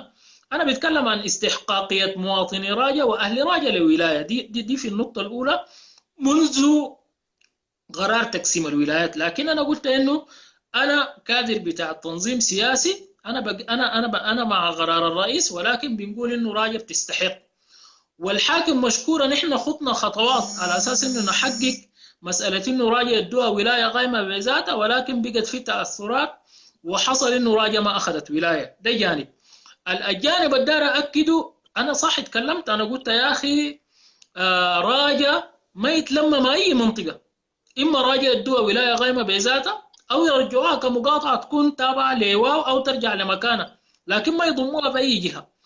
أوكي، يعني مفروض نتكلم بكل صراحة. أنا ما عندي معرفة كبيرة بمناطق بتاعت نعم. فوما ويل ويست وويل نورث، ما عندي معرفة بشمال بحر الغزال ككل بالشكل الكبير. لكن زي ما قلت لك، منذ قرار بتاعت ولايات وانا بقيت وزير في ولايه لول، بديت انزل، بديت اعرف. لانه اصلا طالما انه فوما ويل ويست وفوما ويل نورث هم جزء من ولايه لول، اكيد انت كوزير بتكون موجود هناك وبتنزل في كل المقاطعات. يعني مقاطعات بتاعت ولايه لول 18 مقاطعه، 14 مقاطعه في فوما ويلوس وويل نص. فصراحه على مستوى المواطنين ما افتكر في اي مشكله. مواطنين بتاعت فوما ويلوس وويل نص ما عندهم اي مشكله مع مواطنين بتاع الراجا، وانا اكد لك انه ممكن يتعايشوا. المشكله بيكون في السياسيين. السياسيين هم اللي ممكن يخلقوا ازمات ما بين المواطنين. السياسيين هم اللي ممكن يخلقوا فتن. السياسيين هم اللي ممكن يسوقوا المواطنين البسطاء يدخلوا في كلاش. لكن ما افتكر يعني نحن حياتنا طيله 3 سنوات الا ما في زول راعي من فوق ويلوس ويلنوس قام شال الابقار بتاعه وداه راجع، او حصل اي ممارسات غير اخلاقيه. لا، انا داير اقول لك انه اذا انه ولايه لول ثبتت طيله هذه الفتره، فانا باكد لك انه ثبتت بدعم وبجهود وباعانه مواطنين بتاعت فوما ويلوس ويلنوس. انا احترف لك انه ديل اكثر ناس ساعدوا حكومه ولايه لول. الزول المواطنين دول اجتهدوا منهم، يعني اجتهدوا من حاجاتهم الشخصيه، لو كان على مستوى ابقارهم، لو كان على مستوى البسيط من الزور اللي عندهم. يعني انت بتلقى مواطن بسيط ما عنده اللي ياكله، لكن مستعد انه يدعم الولايه عشان ولايه لول دي تقيف وتكون ولايه بصوره كويسه. الفهم زي ده تحس انه فهم متقدم، انه نحن في جنوب السودان ككل محتاجين انه نقعد مع بعض حتى انه اي واحد يقدر يعرف الثاني. انا بالنسبه لي الان نعم. يعني انا المعارف والصداقات اللي انا عملتها في جريتا ويل ويست وويل نورث، انا افتكر ده حاجه كبير جدا. يعني ده حاجه انا مش استفيد منه. يعني ده حاجه انا افتكر انه لو كنت قاعد في واو ما كنت لقيت الشيء ده، ما كنت عرفت انازل. يعني الان عندي زملاء وحتى انا قدمت استقالتي، انا متاكد مليار في المية هم بيكونوا واقفين معي. ما اهلي ما اقربائي ما عندهم علاقه براجع، ما في زول يعني ديل كلهم التفاصيل ده ما موجود. التقينا بهم بس في الحكومه، وجزء كبير منهم انا تعرفت بهم في اطار وجودي في الولايه وفي المقاطعتين. نعم. فالحاجه اللي انا داير اكد لك انه مواطنين بتاع الثلاثه مقاطعات فوما ويل ويست وفوما ويل نورث وراجع ما عندهم مشكله مع بعض نهائي. ما في مشكله على الارض، ما في خلافات بيناتهم، ما في اي صراعات بيناتهم. كل المشاكل الموجوده في الولايه هي مشاكل سياسيه فقط، لكن مواطنين على مستوى الولايه بيناتهم ما في اي صراعات وما في اي مشاكل بشكل كبير.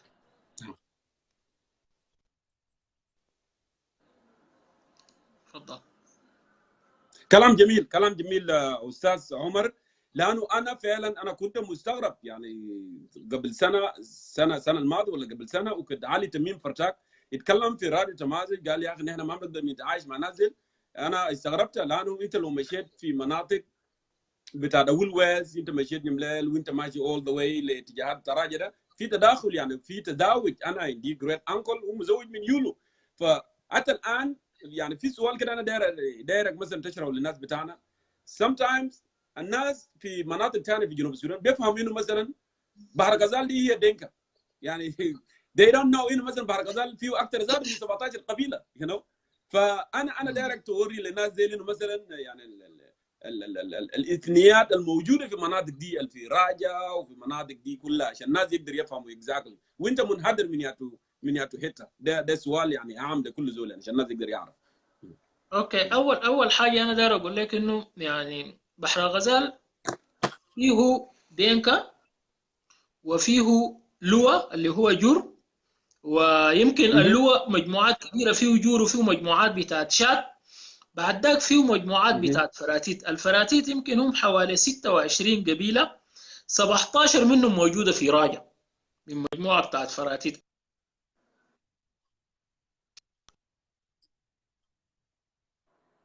مجموعه بتاعت الشاد الموجودين فيه. ال 25 26 مجموعات بتاعت فراتيت زي ما قلت لك 17 منهم في راجع. بعد ذاك الجزء الباقي موجود في واو.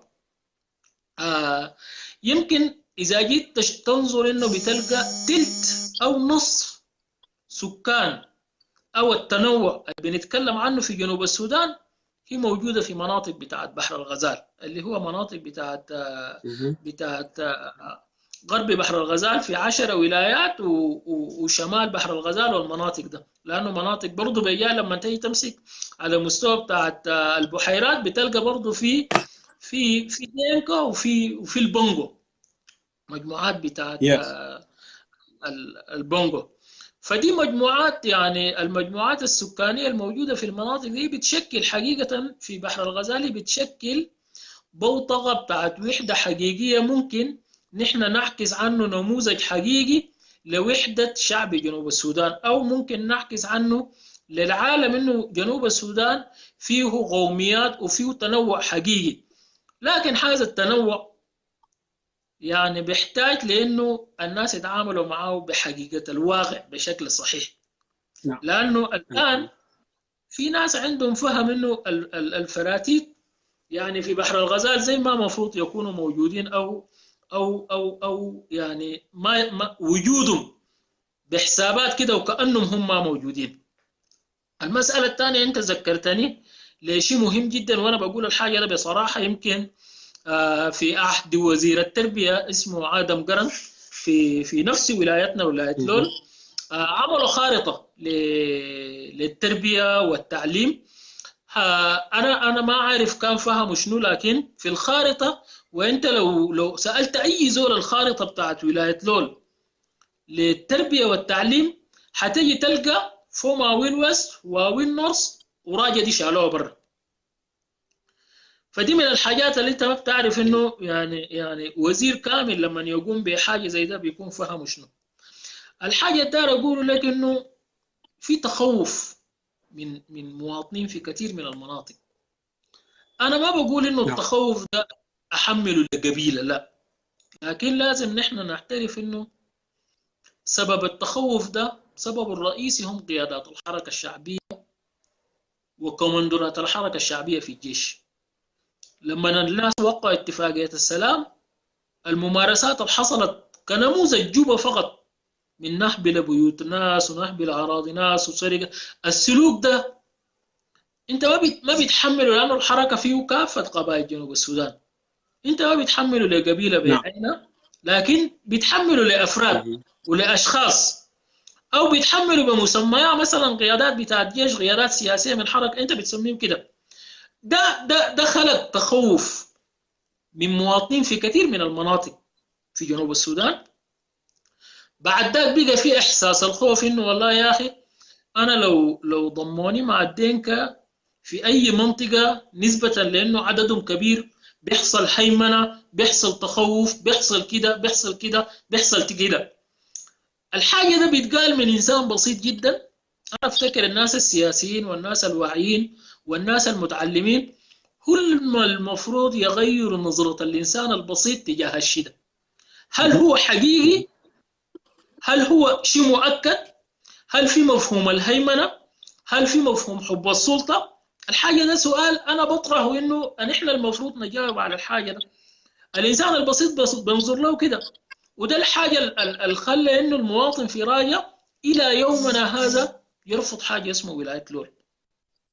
لأنه نحن المفروض نغير، لأنه نحن المفروض يعني نبدأ نشوف إنه نحن المفروض نقعد في جنوب السودان كيف ذاته.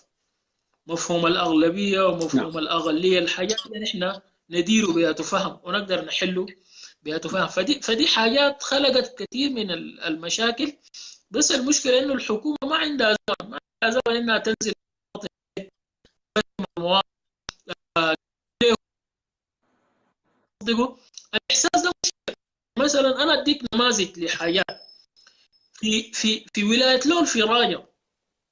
يعني إذا أنت جيت بتلقى خوف المواطن وين، وده نموذج لواحدة من المشاكل اللي أنا خشيت فيها في آخر فترتي في الحكومة.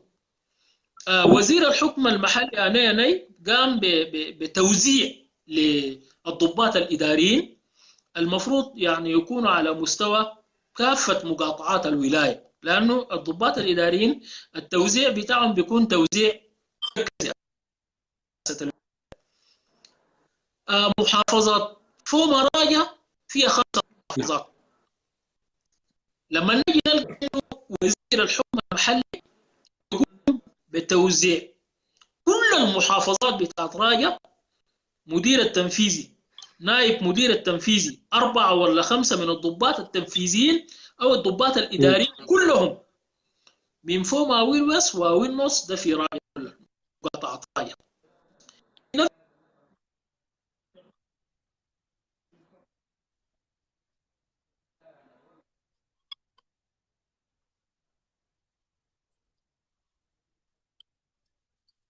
هيحس بش هيقول فهموا تجاه الحاجة بقش نعم. ده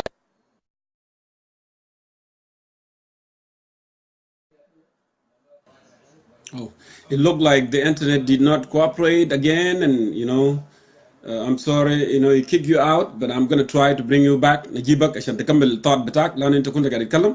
Go ahead and send me a request. لأن أنا داير أتكلم معك عن مواضيع بتاع السلام. لأن نحن انتهينا من الشق الأول وده نشوف مواضيع بتاع السلام. So send me a request تاني يا أستاذ عمر عشان نقدر نرجع.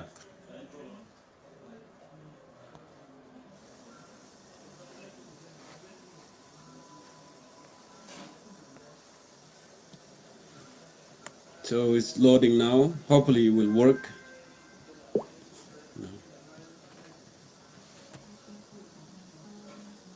Yeah, it looked like some issue there.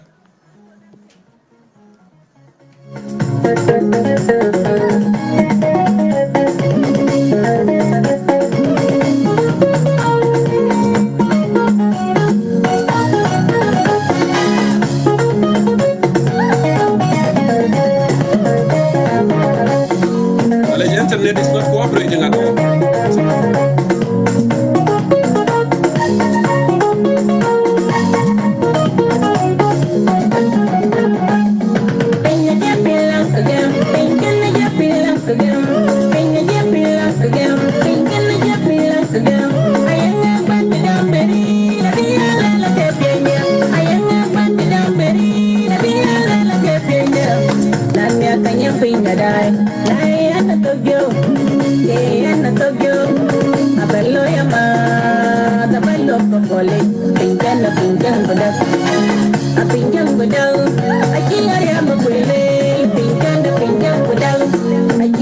I'm trying to call you back.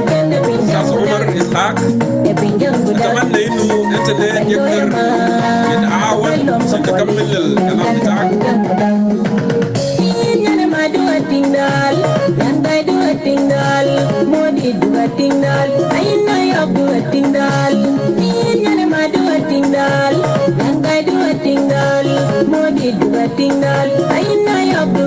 Okay, look like internet is not cooperating. Let me go ahead here.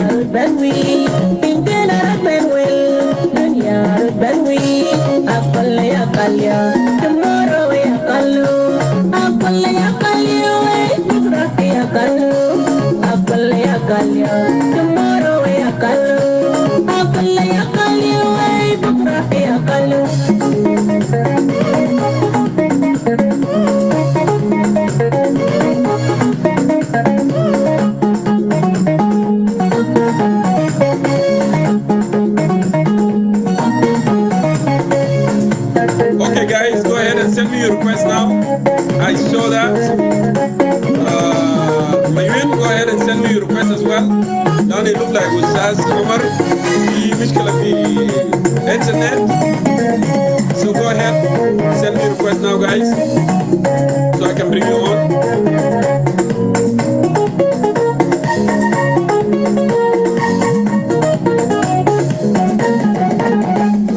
Camera is off. Ustaz Omar, camera بتاعك is off. ما بديني مجال عشان أنا أتصل بك.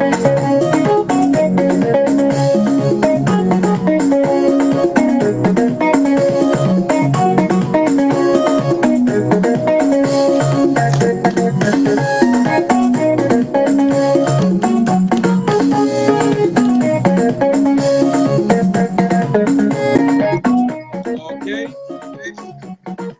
We are back. أنا متأسف جدا جدا لفور نتورك ما خلاك تكمل الكلام بتاعك، لكن أنا داير أحاول نموف لقضايا السلام. So أنت من القيادات الشابة الموجودة عندنا في جنوب السودان، انت شايف الحاصل في اديس ابابا شنو؟ I need your perspective والله للمفاوضات تفضل. طبعا انا داير اقول لك انه الحاصل في اديس ابابا انه هو عدم وجود اراده، يعني عدم وجود اراده، ويعني ما في احساس بمعاناه المواطن في جنوب السودان. ده اقرب حاجه انه ممكن نعم. تقوله يعني. قيادات اللي مشت المفاوضات هم بيبحثوا عن فرص لتقسيم السلطة، لكن ما في زول فاهم انه المواطن بيعاني او المواطن حاسس بشنو. فالوضع ده وضع طبيعي، يعني انه يعني ما في إرادة سياسية، فانت يعني هل بتفاوض او استاذ عمر المج... نعم. تفتكر دي القيادات اللي هي ما بتبحث عن السلام، ولا إيجاد يعني منظمة إيجاد في حد ذاتها ما عايزة أي استقرار يحصل في جنوب السودان مع الحكومة؟ لا، ما انت تسأل نفسك يعني ايجاد هي بالنسبة لك شنو؟ ما ده السؤال المفروض اي قيادي جنوبي يطرح هذا السؤال على نفسه. بقت منظمه ربحيه، يعني مفاوضات بتاع جنوب السودان بتدخل لها قروش. طيب ليه المفاوضات نعم. تجي فوق؟ يعني هي حتستفيد شنو لو المفاوضات دي وقفت؟ حتستفيد شنو لو الجنوبيين ديل توصلوا على اتفاق بتاع سلام؟ بعد ذاك ما حيكون في دخل بتاعت قروش، وما في ميزانيات حتجي لايجاد، ما في. فالايجاد من مصلحتها انه الوضع ده يستمر. توقفوا شهرين، توقفوا 3 شهور، تجيبوا مراجعين، بعد ذاك يتفاوضوا. يعني هي تتسول باسم جنوب السودان، تشحت قروش باسم جنوب السودان، وقيادات بتاع جنوب السودان يعني هم وكأنهم ما فاهمين اللي بيحصل شو. فانت يعني نحن ما مفروض نعاتب ايجاد او نتكلم في ايجاد او نقول للايجاد فعلت، لا لا. نحن ما عندنا قياده، نحن ما عندنا قياده رشيده عشان انها تفكر انه المواطن معاني ومفروض يصلوا لاتفاق بتاع سلام. ما عندنا. طالما انت ما عندك، انت ما بتطالب الزول الثاني يعمل لك، يعني ايجاد ما في يدها انها تعمل لك حاجه، لا لا. الايجاد بتتسول باسم جنوب السودان. الناس الموجودين في ايجاد عندهم مصلحه. بعدين نحن ما نكون ساذجين للدرجات ده يعني. ايجاد دول، ايجاد فيها السودان، ايجاد فيها اثيوبيا، ايجاد فيها كينيا، ايجاد فيها يوغندا. دول دي عندها مصالح. طيب المصالح دي اذا السلام جه في جنوب السودان، طيب اذا الجنوبيين وصلوا لسلام، وصلوا لاتفاق والبلد استقر والجنوبيين بقوا ماشيين كويس، قد يكون الشيء ده بيتعارض مع مصالح واحده من الدول دي. جنوب السودان انا اديك اقرب نموذج كده، خد في راسك. اذا جنوب السودان انفصل من السودان، استقر، نعم. بقت افضل دوله ديمقراطيه في افريقيا، ماشيه في مجال التنميه كويس. السودان عندها بغادي دارفور وعندها جبال النوبه عاملين لها جوطه انها دايرين ينفصلوا. ها؟ نعم. فبالضروره السودان لازم توصل للعالم كله انه جنوب السودان افضل اسوأ نموذج للانفصال، عشان ما في زول تاني يدعم انفصال لو كان في السودان ولا يدعم انفصال في اي مكان. عشان كده نحن ما نقول الايجاد، لا لا، ما عندنا اراده سياسيه، ما عندنا قيادات سياسيه، ما عندنا ناس حاسين بمعاناه المواطن، ما في زول عارف انه هو داير شنو. الناس انا افتكر انه قيادات الجنوب حيتصارعوا كده لما يموتوا. بعد ذاك اوكي. ممكن يبدا اجيال جديده تبدا تغير الحاجات. شكرا. الضيف السابق اللي اتكلم معي في البرنامج ده هو نعم. اكد انه مثلا، وانا سالت سؤال، انه سلفكير ما داير سلام، وسلفكير ما ناوي انه مثلا عشان يقدر يجيب سلام للناس اللي بيعاني، المواطن العادي اللي بيعاني، اللي جنى اللي بيموت بكلام جنيه واحد، للمرأة اللي بتموت في ولاده، البيت اللي بيموت في ولاده عمرها 18 سنه ولا 17 سنه، للناس المتشردين، الناس اللي في يو ان كومباوند، اللي في جوبا، اللي في بنتي، واللي في يونيتي، اللي في بور، اللي في مناطق كلها في واو. هو ما فاضي. انت من القيادات الشابه زي ما انا قلت قبل، الجهود بتاع السلام فشلت، والاداره ما عايز يكون في سلام. انت رؤيتك، انت بتشوف مثلا طريقه اللي بيجيب حل عشان زول اللي يطلع برا، بيجيب شنو عشان الجنوبيين يرجعوا زي ما كانوا، ده منو يا It's هو a يطلع برا؟ variety. ده منو يا هو يطلع برا؟ Of course, President Kiir. طبعا انت عارف حاجه، انه يعني واحده من مشاكلنا نحن كجنوبيين، اول حاجه بننظر انه كير لو مشى معناه ما في بديل تاني، وده مشكله. يعني نحن هسه ما بننظر انه يعني الرئيس لو مشى عادي جدا ممكن يكون في رئيس ثاني وممكن يكون افضل منه مليون مره. ده واقع، نعم. يعني الحياه بيقوم على كده، الحياه بيقوم على التغيير. الحاجه الثانيه انا داير اقوله لك انه انت عارف مشكله الجنوب الرئيسيه شنو؟ انه يعني ناسنا دير ناضلوا. المثل بيقول لك الانسان ابن بيئته، كويس؟ يعني انت زول Mhm. قاتل وقاعد في غابه 25 30 سنه، لما تجي تدخله حياه التمدن، مفروض يحصل له عمليه بتاع التمرحل، اللي هو انت بتجيبه نعم. بخطوات، ما بتجيبه كده طوالي. ها، ما بتشيل زول من غابه تجيبه طوالي تقول له تكون رئيس في، لا لا، بيحصل له عمليه بتاع التمرحل. ولازم يكون في اطباء نفسانيين واطباء اجتماعيين يتكلموا معهم، لانه انت داير تحول الزول ده من حياته في الغابه. الكمندر ده يا هو القاضي، ده يا هو الدكتور، ده يا هو الرئيس، ده يا هو المحامي، ده هو كل حاجه. الفهم ده لو هو جابه برضه في المدينه عشان يتعامل به، ما ده الوضع اللي احنا عايشين فيه الان. عشان كده احنا بنكون في الوضع ده، ما حصل تمرحل لناس الحركه، ما حصل لهم تمرحل حتى يخشوا في حياه التمدن عشان يقدروا يعرفوا انه يديروا الشعوب كيف. مش اهو؟ رغم انه عندنا دكاتره، عندنا علماء، عندنا ناس بيعرفوا، عندنا ناس ممكن يقدمونا لقدام، لكن الناس اللي ممكن يقدمونا لقدام منو بديهم فرصه؟ البلد ده ما جابوه بقلم، بلد ده ما جابوه بشهادات زي ما قال قرنتين، بلد ده جابوه بكلاشينكوف. عشان كده انا قاعد اقول لك انه الوضع اللي فيه خرمجه ده، الا نصبروا نخلوهم يخرمجوا كده وينتهوا ويمشوا، بعد ذاك يبدا وضع ناس تصحح له.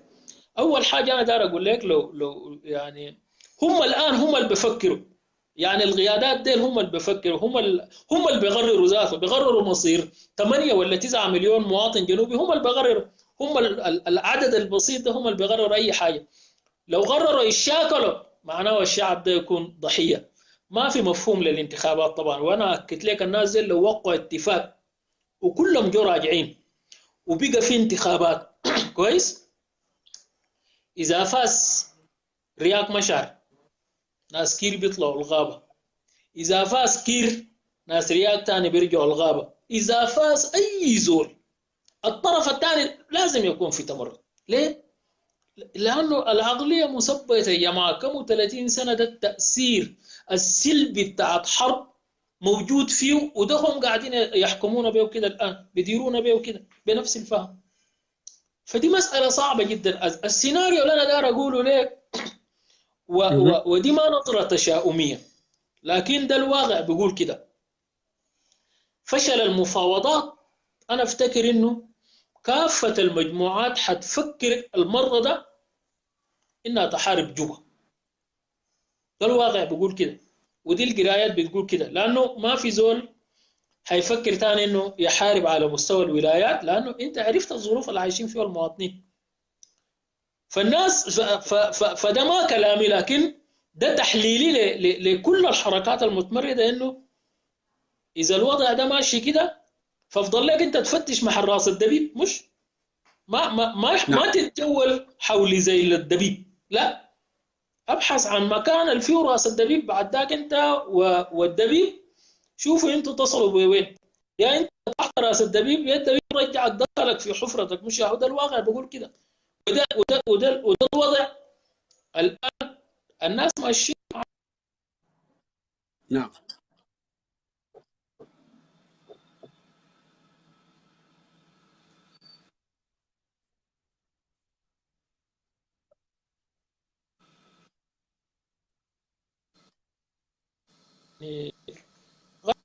يا هو شوفوا اللي بيحصل شنو. المثل بيقول مخه في راسه بيعرف خلاص، يعني مش ودي الناس تشوف انه ممكن يحلوها كيف. نعم. اوكي. المهم it look like internet ادانا يعني صعوبة شوية كده عشان كلامك يصل للمجتمعين وخلى الناس يعني تعبوا وفي جزء من الناس طلع، لكن المهم على كل حال انا داير اديك كلمتك الاخيره، نصيحتك لاداره سياسيه في البلد، طريقه مثلا يقدر يجيب سلام ويجيب تقدر تعايش سلمي، ونصيحتك كزول عشت في البلد وانت شايف الوضع المتعزم، نصيحتك شنو للمواطنين في جنوب السودان والاداره السياسيه قبل ما نخليك تمشي؟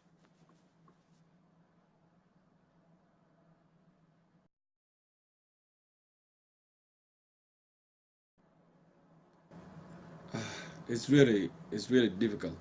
So we are trying really hard. Internet في افريقيا زي ما انتم عارفين يا جماعه it's not easy, you know, صعب، لكن نعمل شنو؟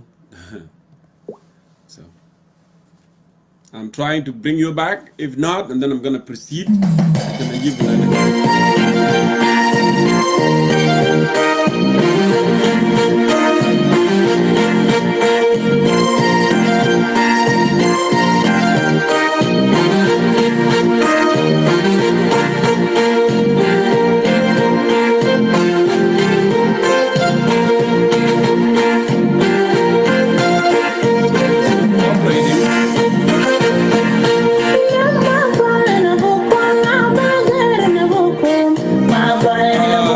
Ustaz Wool, I'm calling you right now. Mungkin Ustaz Omar لو internet اشتغل معنا لما ثاني.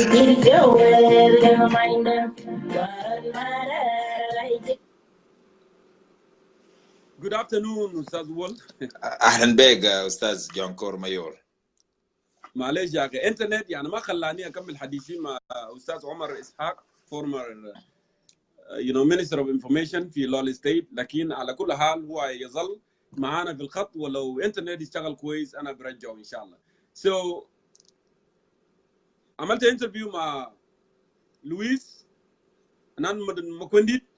You have heard what he have said, وانا I continue مع brother عمر اسحاق ايضا. قراءتك للمواضيع اللي احنا اتكلمنا فيه ده شيء كله شنو؟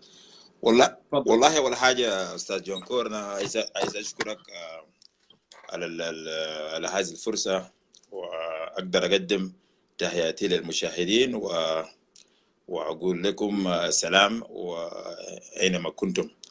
حقيقه انا اليوم سعيد انه واحد يسمع كلام بتاع استاذ نان كوينديت الحاكم السابق لولايه وراب، يعني متحدثا وبكل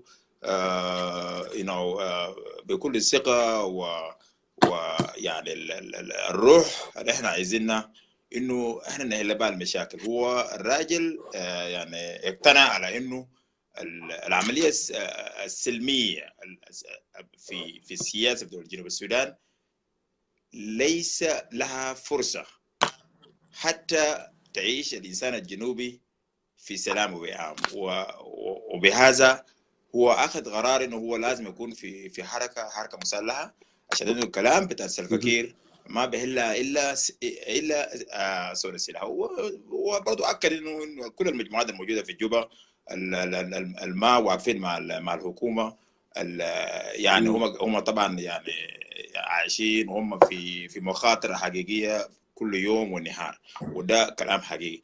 انا برضو يعني الواحد يعني واحد بيشكر يعني الفرصه اللي اديت ل اونربل عمر اسحاق. طبعا راجل طيب جدا. انا جيت عرفت في النهايه انه يعني حتى لما كان قال انه راجع واول ويس واول نوف ما بقدر يتعايشوا في ايام الاولى من انشاء هذه الولايه. انا كنت من المتخوفين من الراجل ده، وبالذات لما كنا في راجع يعني الحاكم رزق مره نادانا بمسا وقال يا اخي انا عايز نعين عمر يعني يكون عمده بتاعت مدينه دراجه.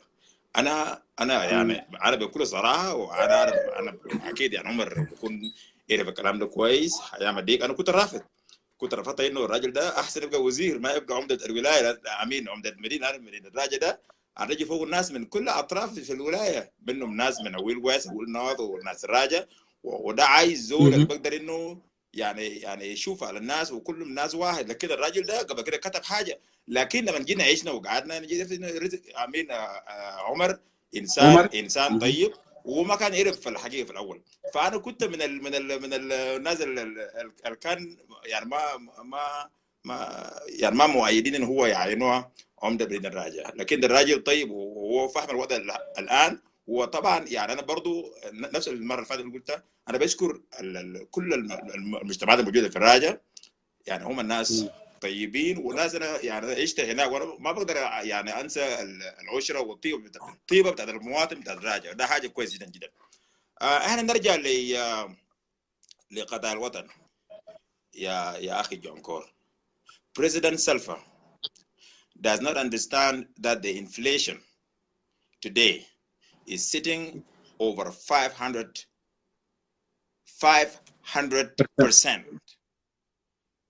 Inflation. The inflation. The dollar is on the rise. The pound is depreciating so badly. It was about 90% last year. Today, it is even going worse. The people, the citizens that we are supposed to protect and to provide for them the services they need are not being given that chance. And the reason is the failure of the leadership. President Salva must understand that he himself is the number one problem why our country is not moving forward. President Salva should be thinking about himself as somebody who fought for the liberation of this country, and therefore should be mindful of his legacy and heritage. He was and is still somebody that was the first president when this country was founded. This is a legacy that he should be proud of, and this is a legacy that should be left up to South Sudanese to appreciate and to always glorify. But when you keep intending and practicing divide and rule policies that deepen the division in the communities, and that doesn't allow any progress in terms of socio-economics and geopolitical, this is a destruction of your legacy. And I advise President Kiir to step aside. I know that he's not going to listen. He's not listening to voices like mine. He once said that people are fleeing South Sudan because of social media, and it is not because there is a serious, profound lacking of what it is that keeps you in safe atmosphere as a citizen. President Salva is denying that there is no problem in the country. He's denying it because he wants to keep going on with being the president of the country. But I believe what Umar just mentioned a few minutes ago. President Salva is being the president. He could go home. Another South Sudanese, it doesn't matter from where, it doesn't matter from what tribe, it doesn't matter from what religion affiliation, that person, he or she can become president of that country, and life could still move on. I was a minister in Lawrence State. I left it. Omar succeeded me right away. Lawrence State existed. So it doesn't matter. You can be here, you are gone, and life goes on. So this president, with due respect to him, must be told by those close to him that it is time for him to go home. Otherwise, we're going to see more destruction of lives. People will still be suffering. I mean, the wars are going to escalate, and this is not good for us. I understand that the IGAD is not serious about bringing peace in South Sudan, and I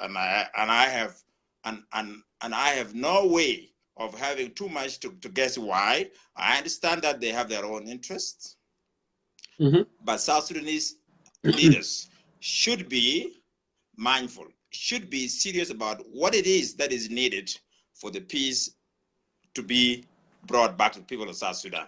Because if we keep relying on IGAD, it may take us, ages to realize that peace that we are longing. And so I do really, think that in South Sudan, there are leaders, call them still teaching in schools. They are workers, they are farmers. There are great people that this country can make a use of. It doesn't have to be we. It doesn't have to be me. It can be you, it can be somebody else. This country belongs to all of us. It doesn't belong to Bahar al-Ghazal. It doesn't belong to Dinka. It doesn't belong to Nuer. It does not belong to Salva Kiir Mayardit of Okon in Gorial. It belongs to all of us. All of us. And this is a message that I always need to repeat, and I will keep repeating it until the end of the time. Thank you, Brother Mawien. Well, we have been talking a lot, yes, on the social media.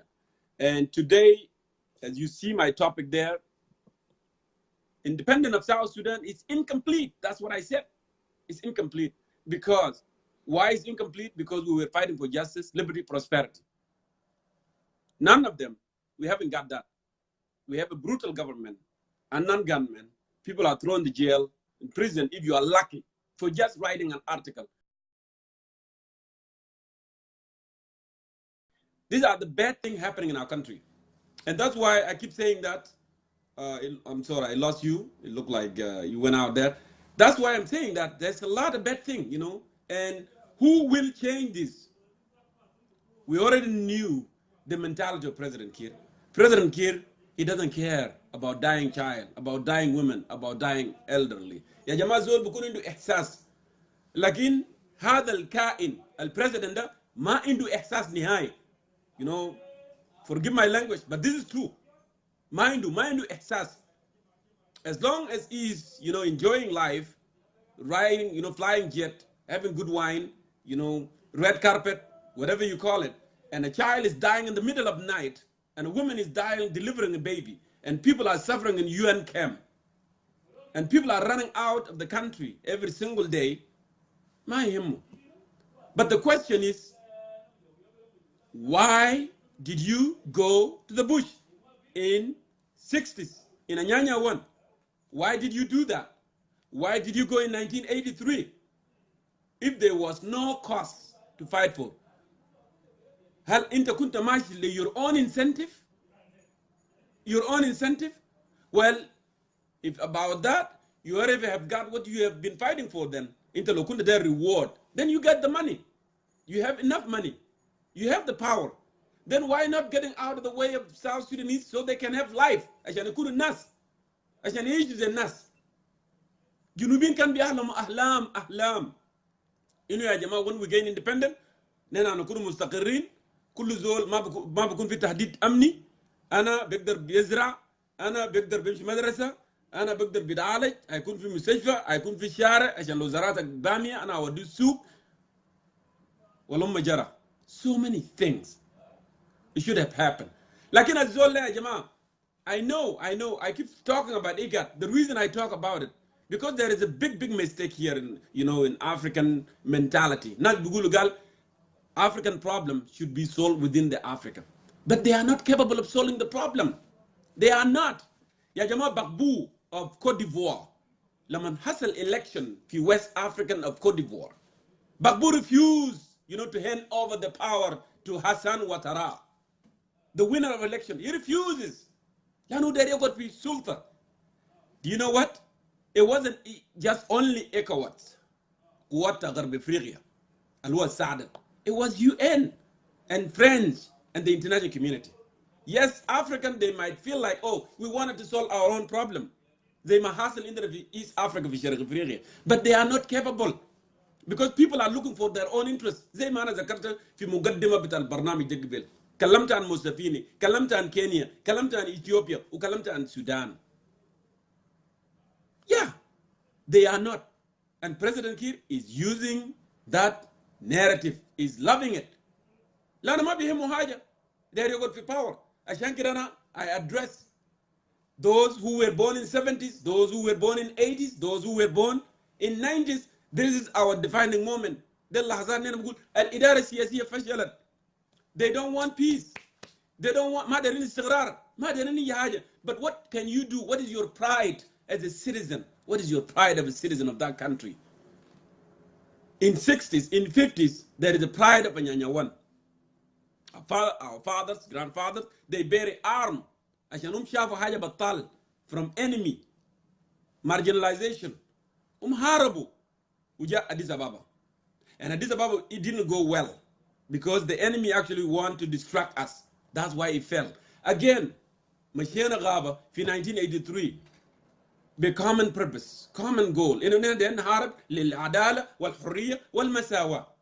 Now we have our brother in charge, and he has forgotten what we have been fighting for. So, what can we do? The pride become pride to nas 80 shalugan, pride to nas 50 shalugan. Like, what is our pride? Our generation of 80s, generation of 70s, generation of 90s. What is our pride?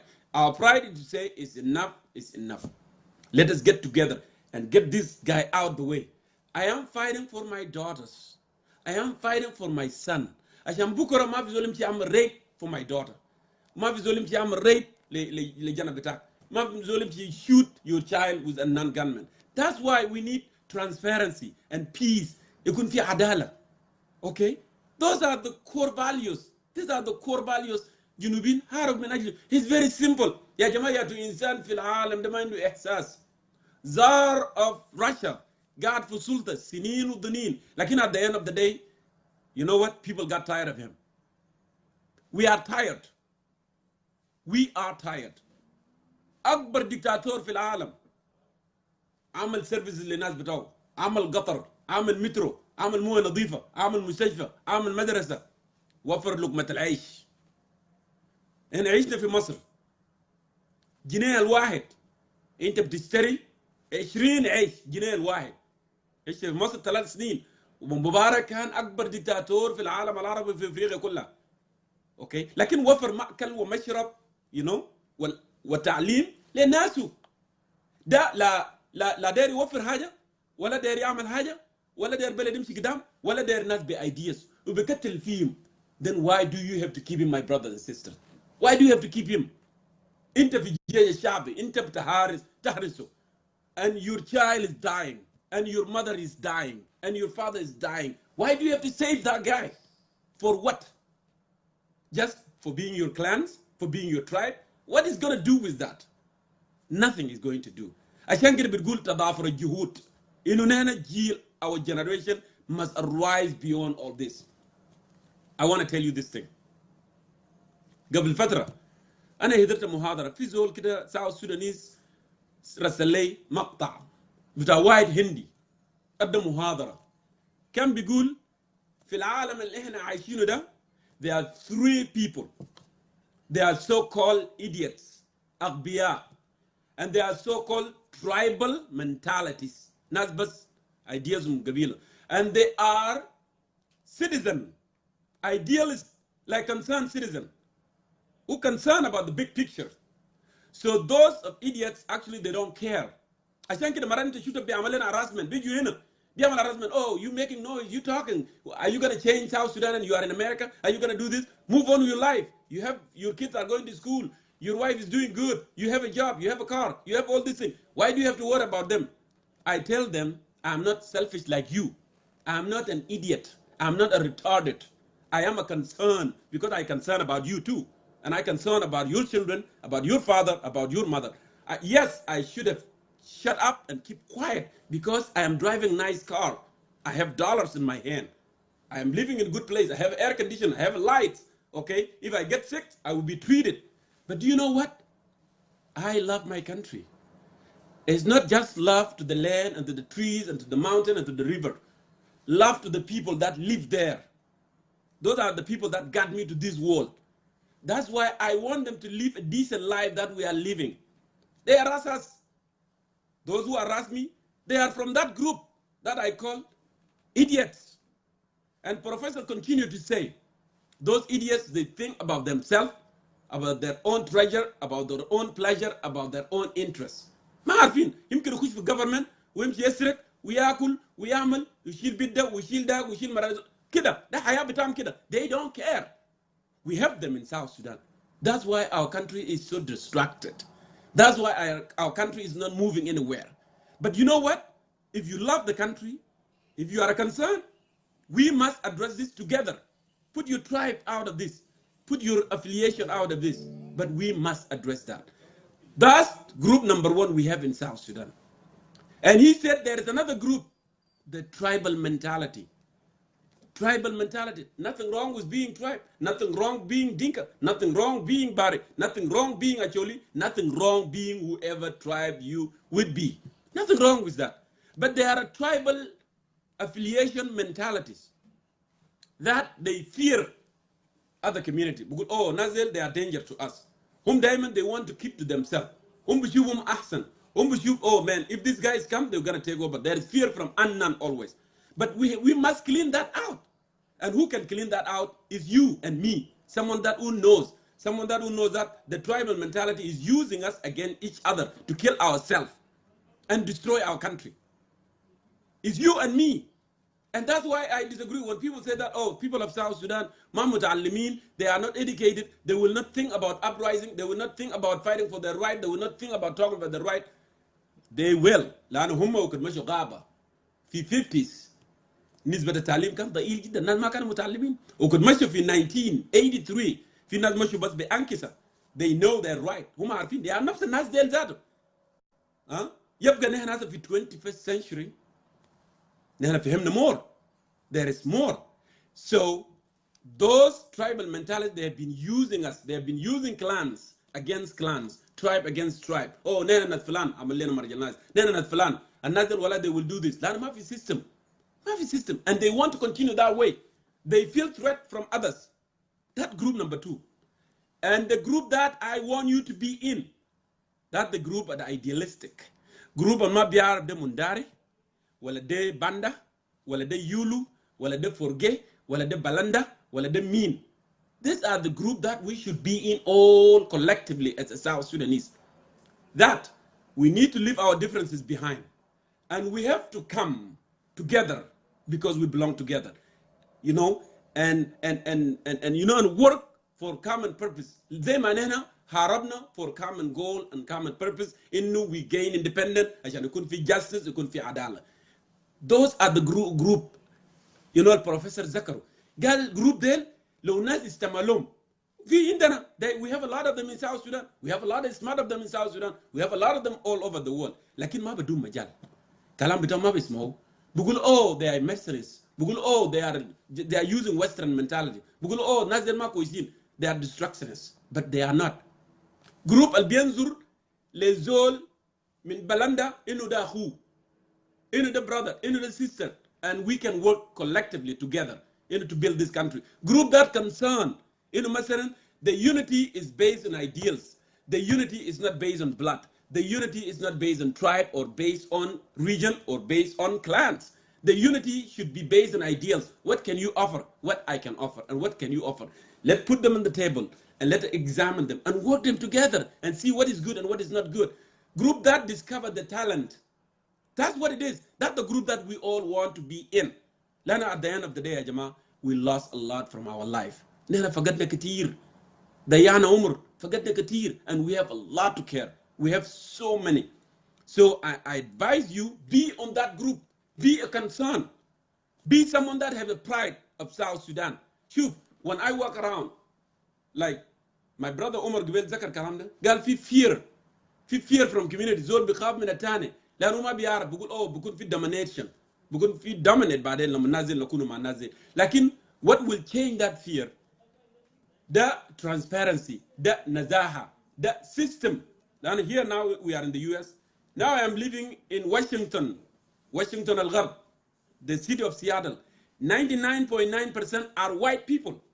But I don't feel fear لما أنا أمشي في الشارع. I don't have any fear لما نمشي grocery store ولا نمشي whatever, you know, if I want to go to bar or if I want to go anywhere, I don't feel there is a fear, there is a domination. Because there are law, there are system, you know. لأنه لو زول قلت لي قانون I حاسبه. قانون I say no. He's a human and he has right of living. He has right of moving. When هنا كلنا جنوبيين هنا we were part of this. هنا مضينا فيه when we become a country. We were part of that. So that's what we need. So عشان fear يكون ما في. لكن عشان الكلام ده يحصل.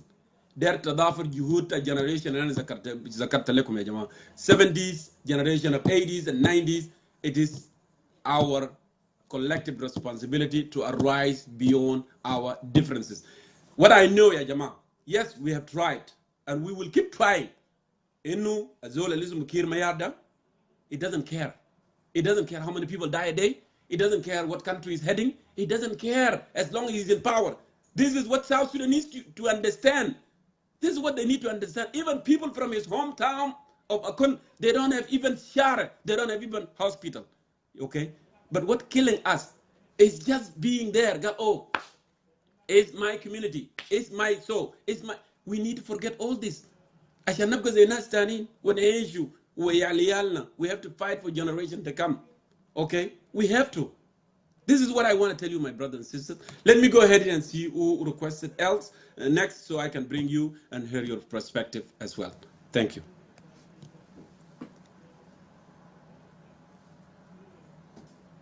Okay, it looked like it might work. Let me bring him. Mayol, now I'm going to bring you for sure. I'm going to bring you for sure.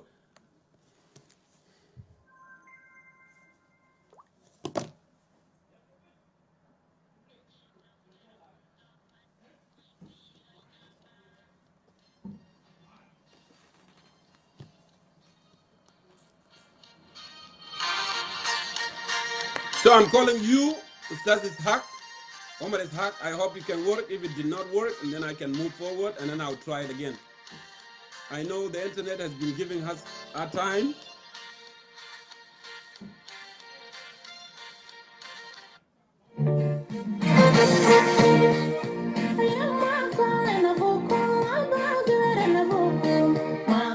Suleiman Dindra, I saw your request as well. Yang ada jerinya leng, kecil kau bermain waran marah, jedang berkum dormat, menggi nabang.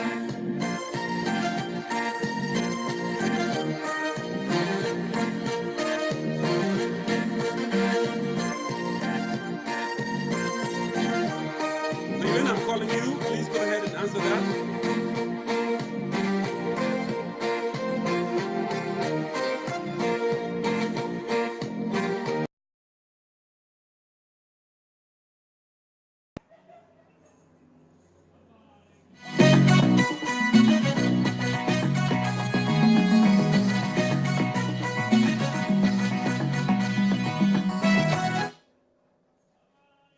Okay, let me go ahead and see here because it's not.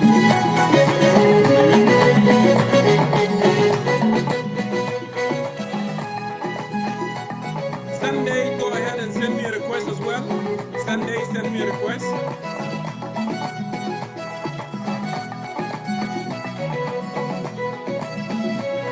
Suleiman Dindra, I'm calling you.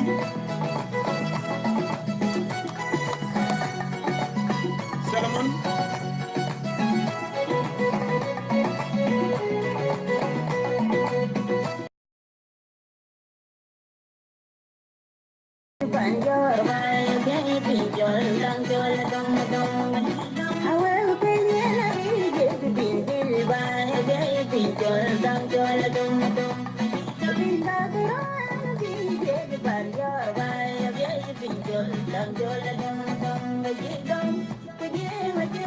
So, I don't know if calling, but it's not going through.